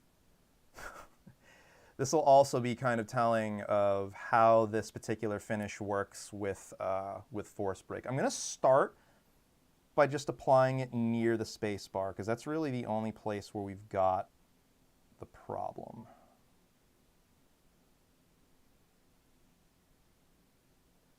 Okay, first piece down. Build is definitely a looker. Thank you, Tanmay. I appreciate it. I'm listening through crap monitor speakers. Got to run through home theater for next test so I can really hear it. All right, I'll give you a heads up when I'm about done. This shouldn't hopefully take too terribly long.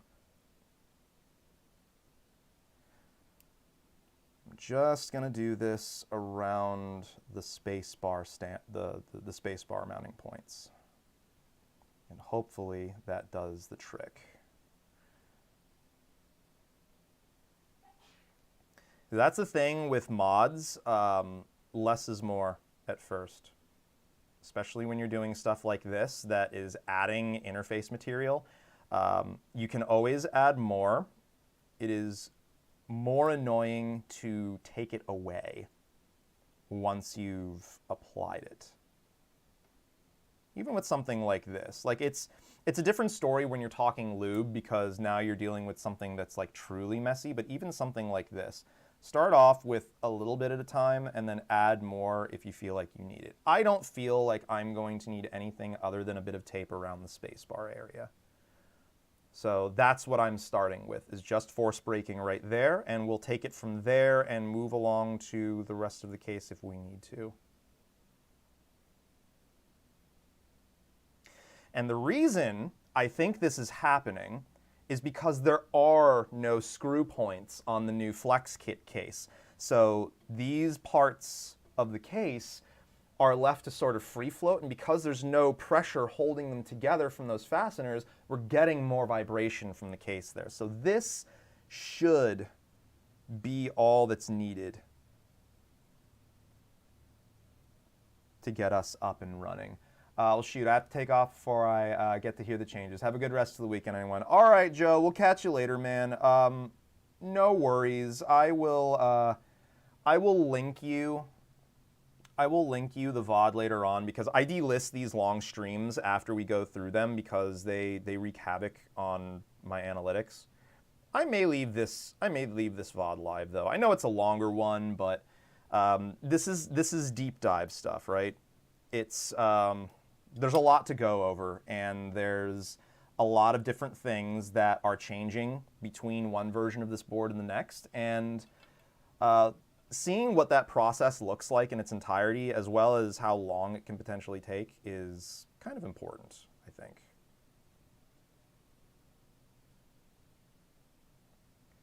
But we shall see.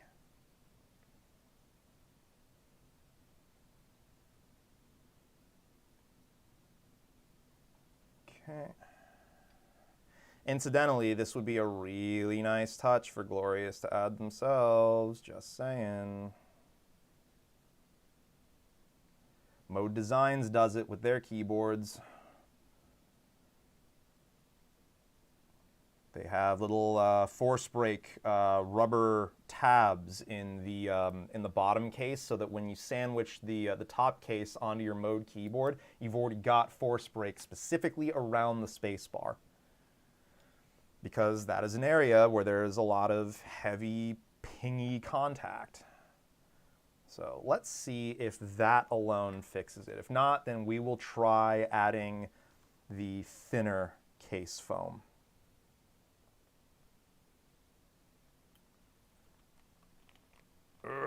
JST cables, please.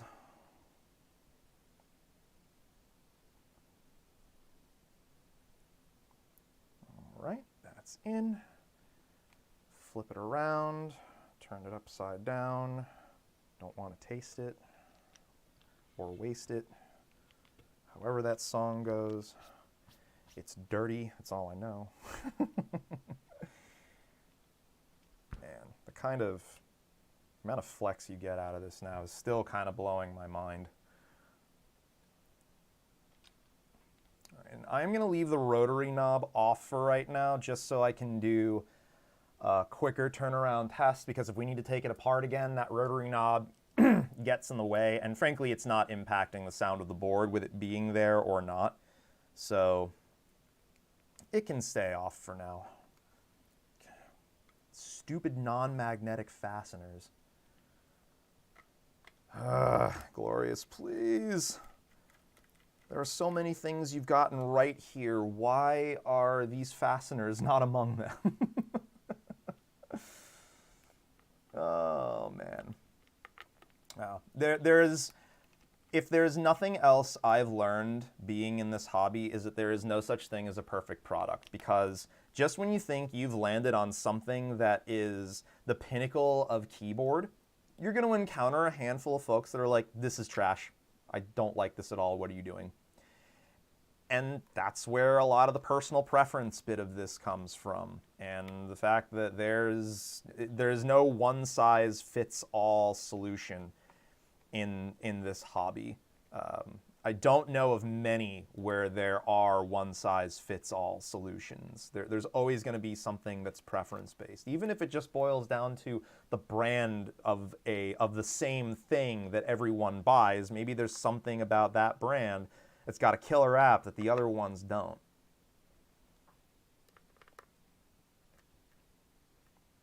Okay, that's in place.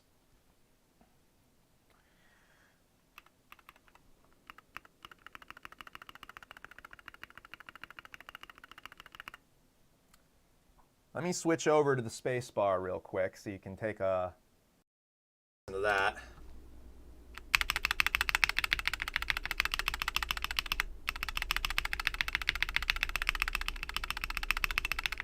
It's better.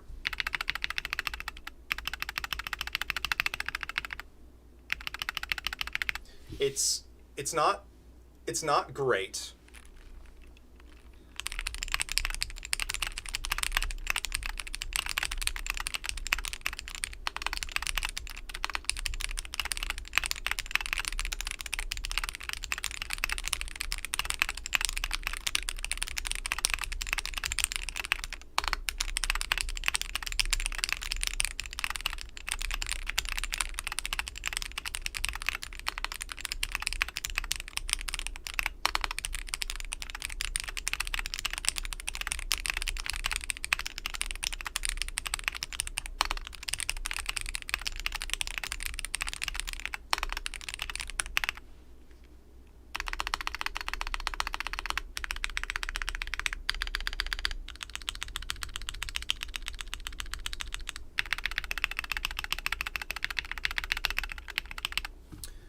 So,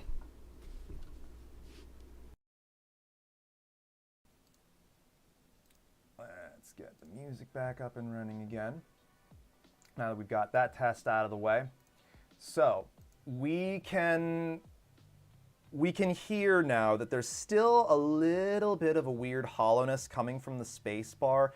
I feel like part of that is coming from the height of the spacebar, because we're dealing with a relatively tall profile, right? So there's going to be more room underneath this for sound to sort of echo around.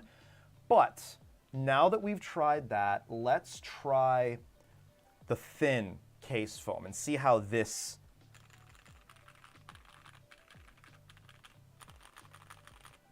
Yeah, like I'll go back and listen to the mods again.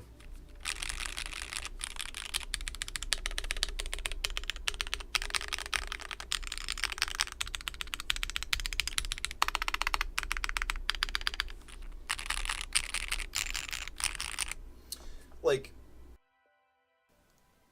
the board sounds fine otherwise. The spacebar,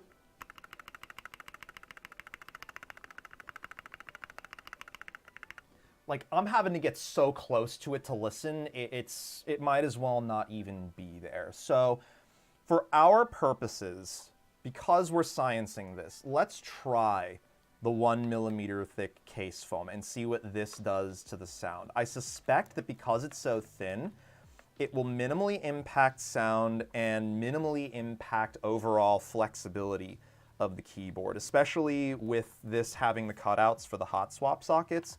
We're probably going to be fine. I may also come back and force break the rest of the case. That could, at least around the areas where there aren't any hard fastening points for the new FlexKit bottom, because again, that could be part of the problem. But let's get the JST unplugged carefully. There we go. Hopefully I haven't lost any fasteners. If not, I only have like 80,000 more. Those. Set down our case foam. You want to make sure you set this in here correctly. Make sure that the cable is at least partially run through its channel, because otherwise you may get some resistance trying to set everything back in correctly, and we don't want that. We want proper fitment on all of our gear. Now, this case foam does make it a little bit challenging to get the JST plugged in. I feel like this JST connector is maybe a little shorter than the one that originally came with my board. I may have to do a side-by-side, but for right now, we are just focusing on doing some initial sciencing and testing. Because so far, this is a very different board from the original GMMK PRO. Very different board.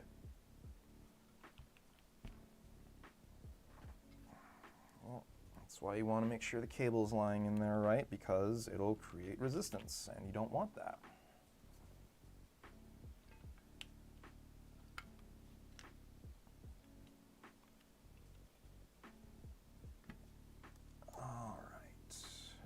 If you're going to check out the Babylon, Clackbait has a great video on it. I posted a sound test of my original config. I will have to do that. I will have to do that because I need to check out some more of the new boards that are coming out these days. Because I've been very impressed with the new stuff that I've been checking out so far. Our Tiger Light build turned out outstanding. That is probably hands down my favorite TKL bare bones under $150, like including shipping. Full stop. Like, just get Tiger Light. It's so good.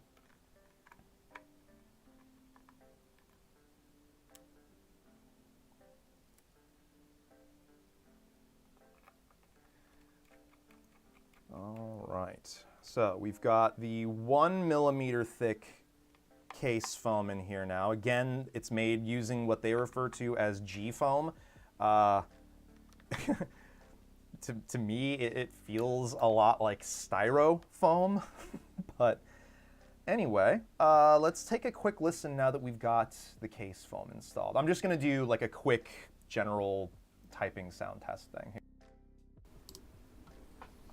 Okay, so 1mm case foam.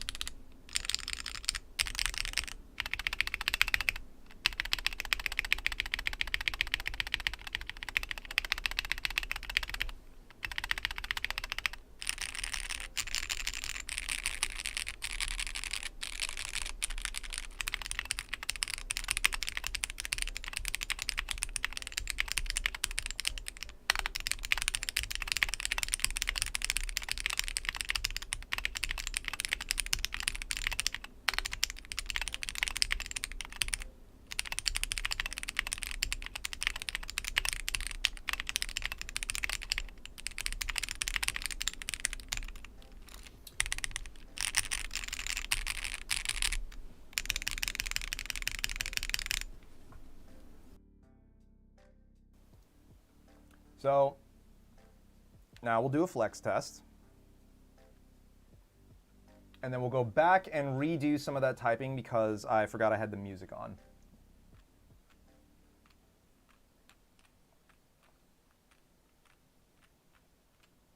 So sounds pretty good. I think swapping the spacebar to a louder long pole switch could really help with the volume. We can experiment with that. I've got a long pole I can throw in here. So just having that 1mm case foam in there, it has dropped flexibility so dramatically in this board. Like, that's kind of insane. Now it feels more like the kind of flexibility I had with the AVX Works FR4 plate. So let's pull out one of my long poles and see what that does for us. I'll have to pull it out of my Ava because those are the ones that are lubed correctly. But long pole we're going to be using for this test is DiVinci Oni Linear. It's using a Wuche Studios 53-gram 3-stage spring. And it was lubed with 205 grade 0. These are the switches I'm going to be using in my Sneakbox Ava build once Milky Way Voynich comes in. And did I leave the switch puller over there? Yeah, I think I left the switch puller over there. Yep, right there. All right. Now, if you're unfamiliar with DiVinci Onis, these use the TechC HPE housing with a long pole palm stem.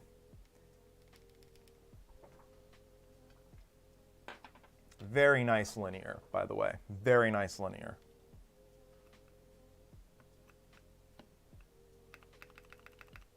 And that's exactly what I thought was going to happen. These stabilizers hate long pole stems.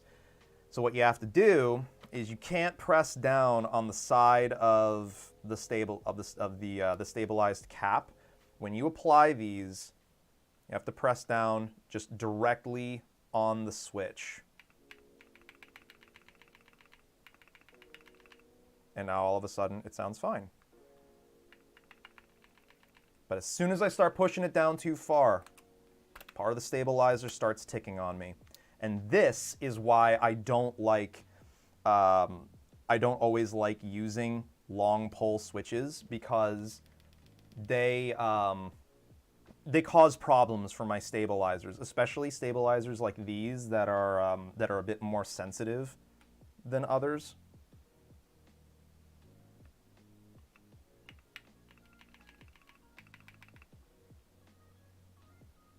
Yeah, that's on there fine.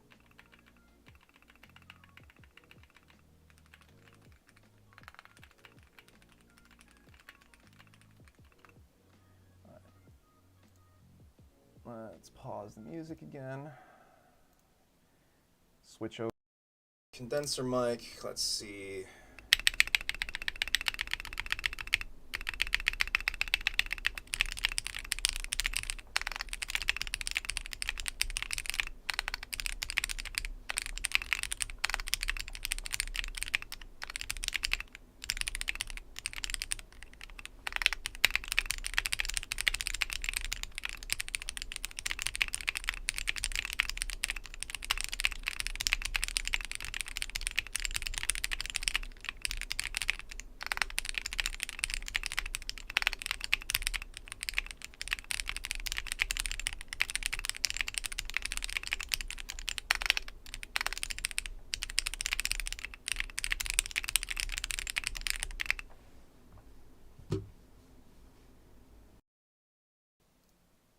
So, long pole stem, definitely a lot more expressive here. And yes, TX does have a long pole stem, but it won't fit this plate is the problem, not without modifying the plate and grinding away some of the, oh geez, 2 a.m. Yeah, Tonmei, get some sleep, man. We'll catch you later. Thanks for stopping by. Thank you so much for stopping by. Take care, man. Have a good night. Get some sleep. So, yeah, I mean, the spacebar definitely has more character to it with the long pole stem. I gotta tell you though, it is really hard for me to type with just one long pole switch there and the rest of them being standard length stem poles. Very hard for me to concentrate on typing because the switch just...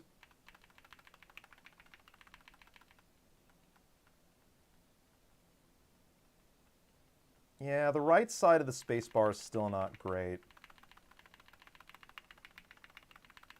But it's not bad. Not bad. I can probably tune it a little bit more. So, let's get the rotary knob back on. Now that we have this full GMMK PRO FlexKit put together, let's shift this up for a second. And we're going to start talking GMMK PRO 1 versus GMMK PRO FlexKit, and where any of this makes any kind of sense. So, here is the original configuration we were using with the FR4 plate. Obviously, because the new bottom case doesn't give us the ability to, hold on a second, I gotta change something here. Hold on, properties, configure video. There we go. So, these two configurations are very different feeling boards. They're also very different sounding boards. The FR4 plate in this build with the switches I was using was leaning into an expressive but still pretty clacky acoustic profile. And because this case is effectively a bit more shallow in depth than this new one is, I'm not really getting a lot of opportunity for the sound of the keyboard to open up very much. But that's not necessarily a bad thing. And if I used a different switch in this case, it's still going to sound and feel fine.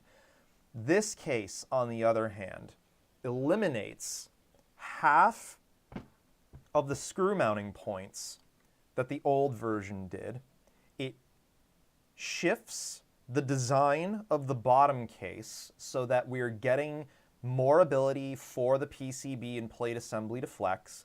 That, combined with all the different foams and gasket materials we're getting, means that this is functionally what I think a lot of people wanted this to be in the first place. And now that this exists, the market can get that. But here's the question we have to ask ourselves as GMMK PRO owners, assuming you are an owner of a Gen 1 GMMK PRO like myself.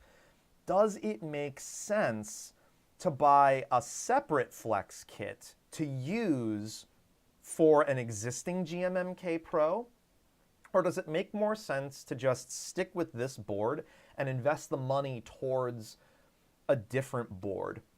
So, to recap a little bit, GMMK PRO FlexKit can be had by Glorious Guild members for $50, assuming you are a confirmed buyer of a Gen 1 GMMK PRO, which I am. This is why when I log into my Glorious account and I search FlexKit, it pulls up this screen with the FlexKit, and I can see that it's not the $99.99 typical asking price. No, don't spend $100 on this at all. There's no reason to. At $50, as an add-on for the original GMMK PRO, if you're really happy with your current configuration and you just you're happy even with the board. Like, you're not really feeling much of a need to step outside of the GMMK Pro ecosystem. You like the core software, you're using a glorious mouse, maybe you've got, you know, just, you're really invested in glorious proper. The $50 here isn't going to be like an earth-shatteringly different experience. Like, this board with the 1mm case foam in it suddenly just barely has any flex to it, like, at all. So acoustic tuning, while it's nice to have here, like with every other board out there, is going to impact how much flexibility you've got. And the way they went about changing GMMK Pro's internals to only change the gaskets for the bottom of the case certainly helps with flex, but it doesn't change the fact that this is still building upon the existing GMMK Pro.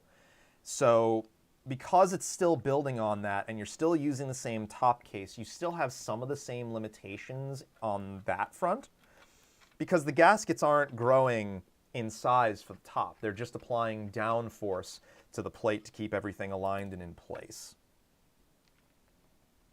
And I'm just opening this up because I want to take out the case foam. I want to see flex on this board again because that's enjoyable, and that's why FlexKit exists in the first place, to provide users with the opportunity to have a properly flexy keyboard experience.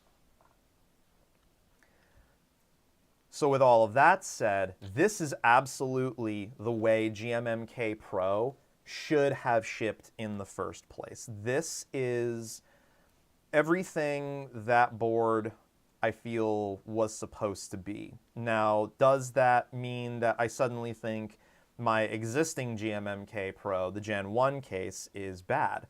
No, I don't think it's bad. I think based on what I was able to pull off with it within the confines of that structure, I think it's a fine keyboard. And like I said, I definitely want to get another PCB so I can rebuild that one. I don't even necessarily need to use the light diffusion strips for the side. In fact, if I rebuild this, it's probably going to be with black on just white on black keycaps, and call it a day. But this FlexKit as an add-on, even at $50,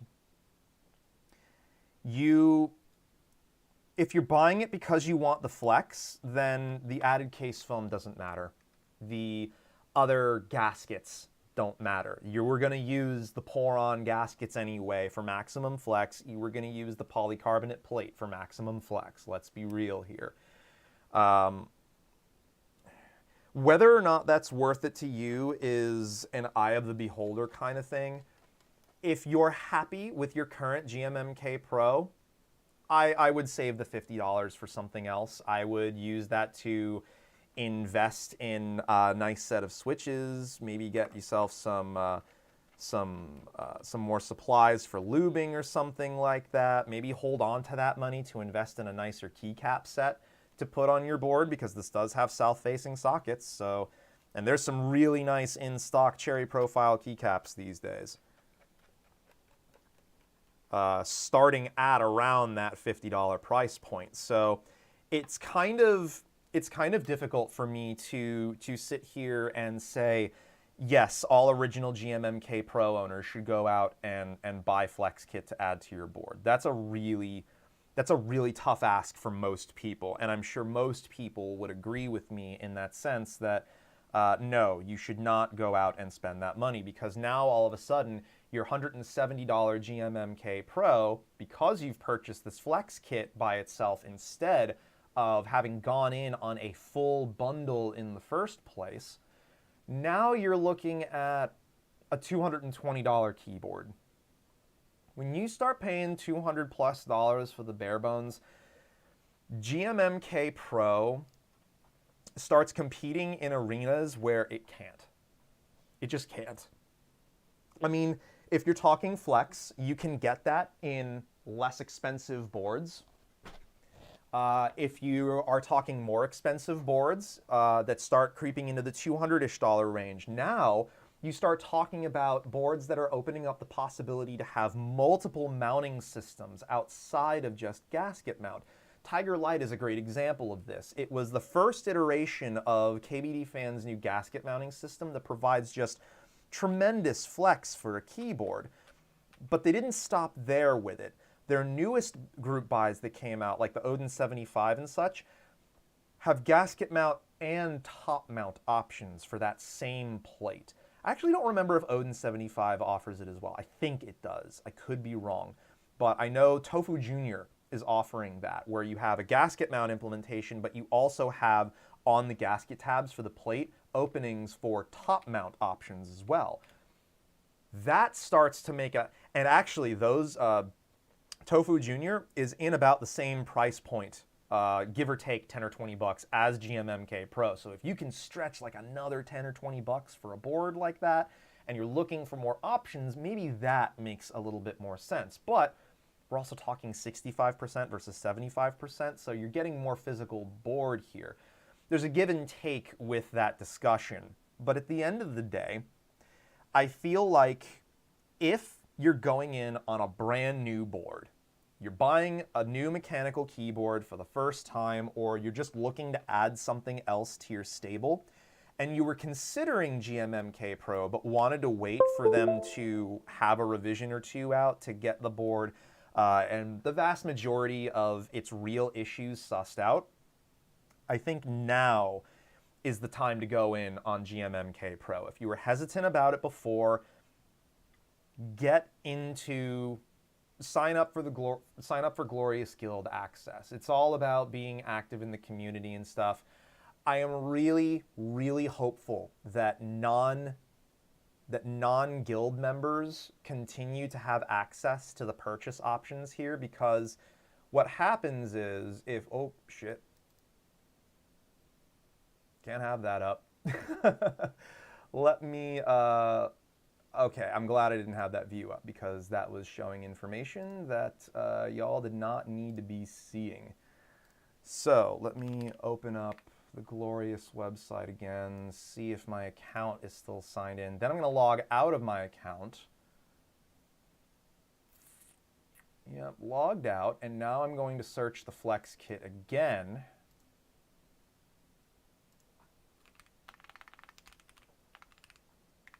FlexKit, here's the search. All right, so we go back over to article overview. This screen looks a bit different now because I'm signed out of my account. Available now exclusively for Glorious Guild members. Log in to unlock access.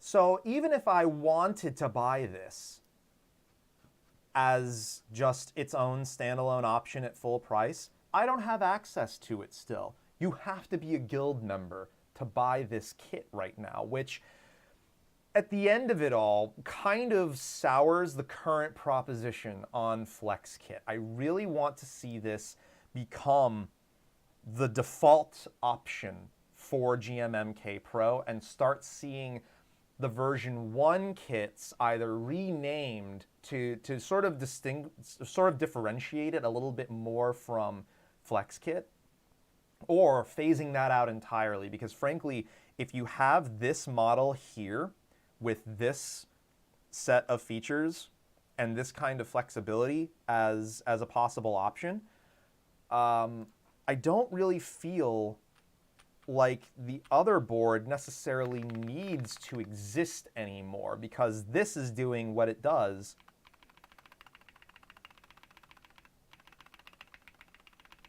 Basically across the board, this is doing what it does better than the original GMMK Pro did. QK75 is 180 for the bare bones, 235 for the all-in bundle. Even with the FlexKit, GMMK Pro just can't compete for the price. Exactly. That's why I say this is the way the board should have launched. This is the product it should have been. That said, there's no accounting for personal taste in this, right? And even if you're looking at something like QK75, those boards are group buy.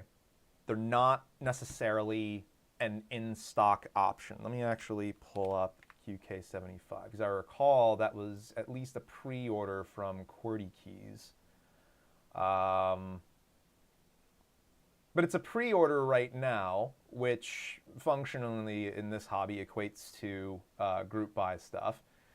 Let's go ahead and pull the tab up and take a look at it just to see. So, QK75, article overview, is one of the competing options for something like GMMK Pro. And what it does to take that 75% footprint in a different direction gives you the option for either a rotary knob or a badge in the top right corner. That's a nice little touch. You lose one of the keys off to the side, but QK75 gives you it gives you a lot for your money.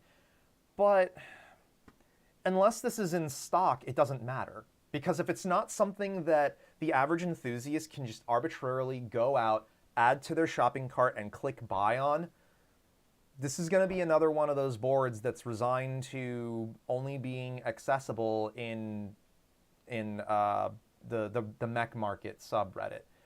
So remains to be seen whether this remains an in-stock option, something that gets that gets replenished regularly enough for the average Joe to just go out and get, because a lot of these boards, even if they are a better overall value, they just aren't in stock to access.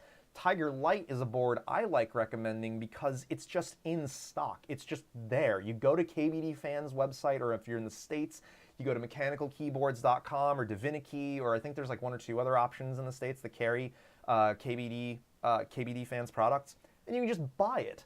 It's just there.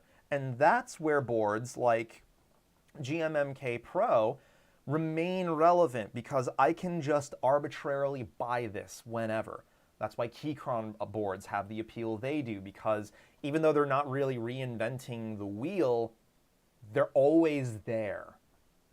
And you know what to expect with just about every Keychron board. They all share the same kind of acoustic issues. They all share the same kind of mods you want to do with them.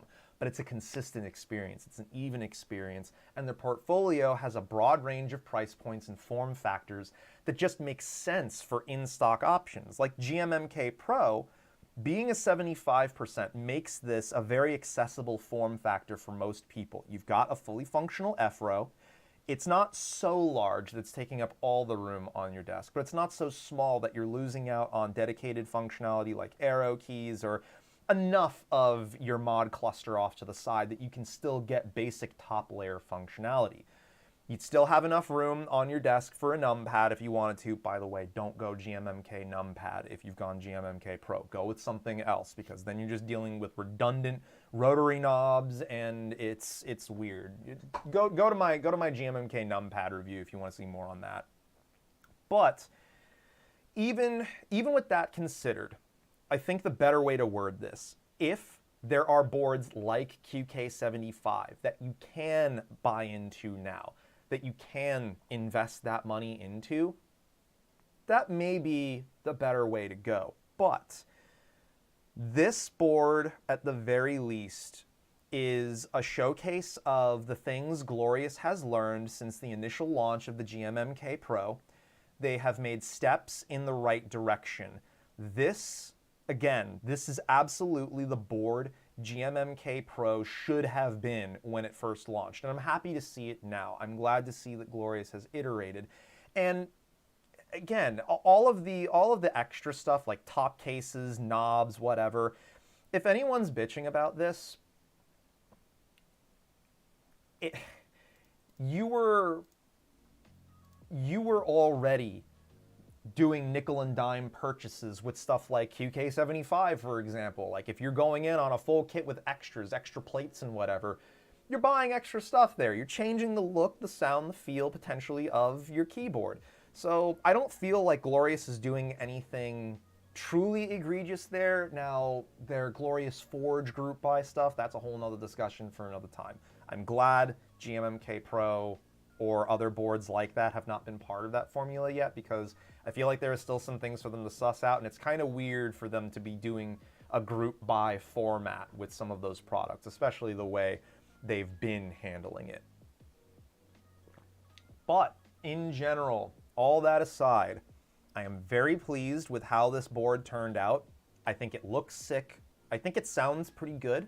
Stabilizers are fine, actually. You may have some problems with these if you're using them with long pole stems on your switches. But in general, GSV2s are fine. Your mileage may vary, like with all things. Combinations of switch and caps may impact how these stabilizers will perform for you. But here, they're performing pretty well.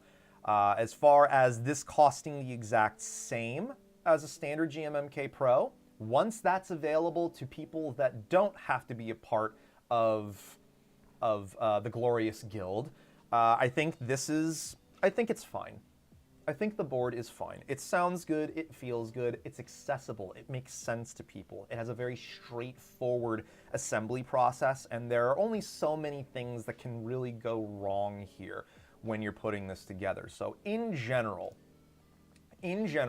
while this board is up against very stiff competition, I still feel like this definitely has a place in the market. I definitely feel like it's something that's at least worth looking at with when you're considering other boards and what you're getting here, because some people just may want to be invested in a Glorious ecosystem, especially if they're already using a Glorious mouse. I definitely agree about the group buy stuff, especially with the mice like the Model O Pro and the drama with that. Yeah, and I've had the chance to have some discussions surrounding that. There were definitely some missteps and opportunities that could have been taken with that. There are definitely things they could have done a little bit differently. Part of it boils down to marketing, part of it boils down to timing, and then another part of it boils down to that round one QC bug that has plagued so many Glorious products. I mean, even round one Model Ds. I tried getting a round one Model D. I really did. And to this day, I have not found a mouse that fits my hand better than the Model D. I returned mine because the customer service rep refused to adhere to Glorious's warranty policy and exchange my friggin' mouse. Instead, they told me that, well, you're probably going to get the same thing on this anyway, so I'm just going to issue you a refund, and then if you want to wait a little bit or try a different mouse in the meantime, you're more than welcome to come back and repurchase this app. That's not how you handle that. You exchange my fucking mouse and get me one that's going to work right. If you as the customer service rep can't even trust your own QC checks, why do I want to spend my money on that? No. That leaves a really sour taste in my mouth, and I'm really hoping, based on the conversations that I've had anyway, that Glorious has ironed out that approach to customer service, because, Chief, that ain't it. You never tell a customer to buy a different product. Exactly, Tenor. You never have the balls to suggest to someone that you can go out and try another product and then come back when you realize we're the best. No. I'm exchanging this because it's not the best, because the body of that Model D I got, right underneath the thumb buttons, there was a creak in it that was so severe it felt like a third mouse button was on the mouse. And it bothered me because I tend to fidget my thumb around in that area when I'm trying to recenter my hand on a mouse. And every time it would happen, I would end up accidentally clicking in the body, and it just felt and sounded so bad. Like everything else being amazing about the mouse, it didn't matter, because that particular QC issue impacted me in a way that I wanted to see if maybe this was just an isolated thing for this mouse. But instead, no. They sent me off, and I used the G-Wolf Skull instead. And guess what, Glorious? I've not come back and bought a Glorious mouse ever since.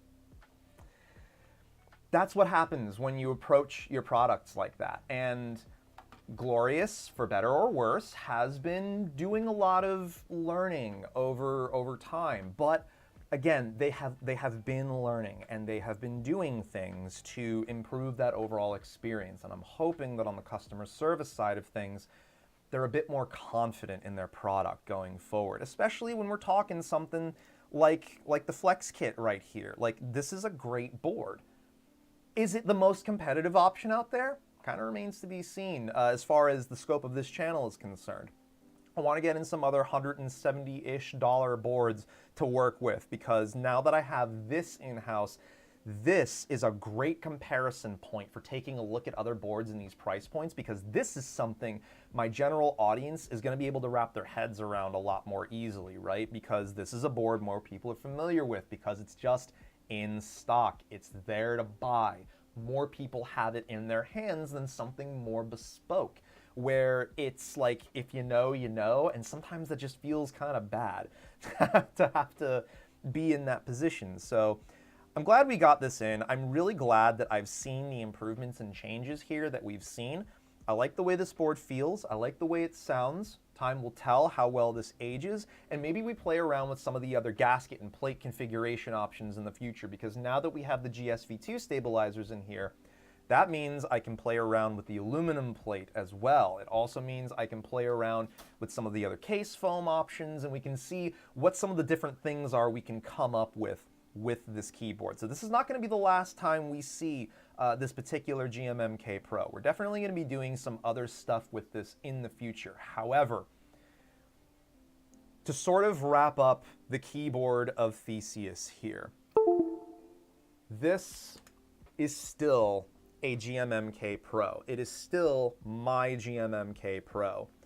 But there is enough that has changed about this that it's like GMMK Pro is finished with college and they're in the process of traveling the world, right? They're in the process of sort of getting that life experience and maturing and figuring things out a little bit more, understanding how things work, and we're getting a much more refined approach. And I think that's a good approach for them to take. Even if you're hitting a gaming-specific market, you want to set the right expectations for what not only your audience should expect out of the product, but what the rest of the industry at large should be aspiring to, at the very least, as a baseline for expectations. Because obviously it's not realistic to expect Glorious to be able to, on a mass scale of production, take something like GMMK Pro and do things like multiple gasket or multiple mounting styles and, you know, OLED panels on the side. Like, that stuff becomes prohibitively expensive to do, and group buy models certainly make more sense for that. But again, what they've done now, this shows a sign of maturity and refinement for their product line that I'm really excited to see from Glorious, and I'm hoping I start to see more of this in the future. Anyway, the keyboard of Theseus is now built. We have hit the afternoon over here, and we's hungry. So thank you so much to everyone for tuning into today's live stream. This has been a really fascinating deep dive exploration into GMMK Pro and their FlexKit. Again, tremendous, huge shout out and thank you to Glorious for sending these components over for us to take a look at today. I really like what I'm seeing here, and I'm really hoping that more of these design considerations are taken into consideration in future product lines. I will have some more concise thoughts on this in a dedicated content piece, so stay tuned for that. Again, this is not the last you will have seen of this board. We are definitely going to be doing some more stuff with it in the future, testing out some switches, keycaps, the different foam configurations, all that stuff. So, from mine to yours, have a good rest of your Sunday. I hope the rest of this week treats you well. Stay tuned on social media. I am going to be updating my stream times for the next couple of weeks. There may be a few less streams, and we're going to be starting them a little bit later, but stream we will. So stay tuned for that.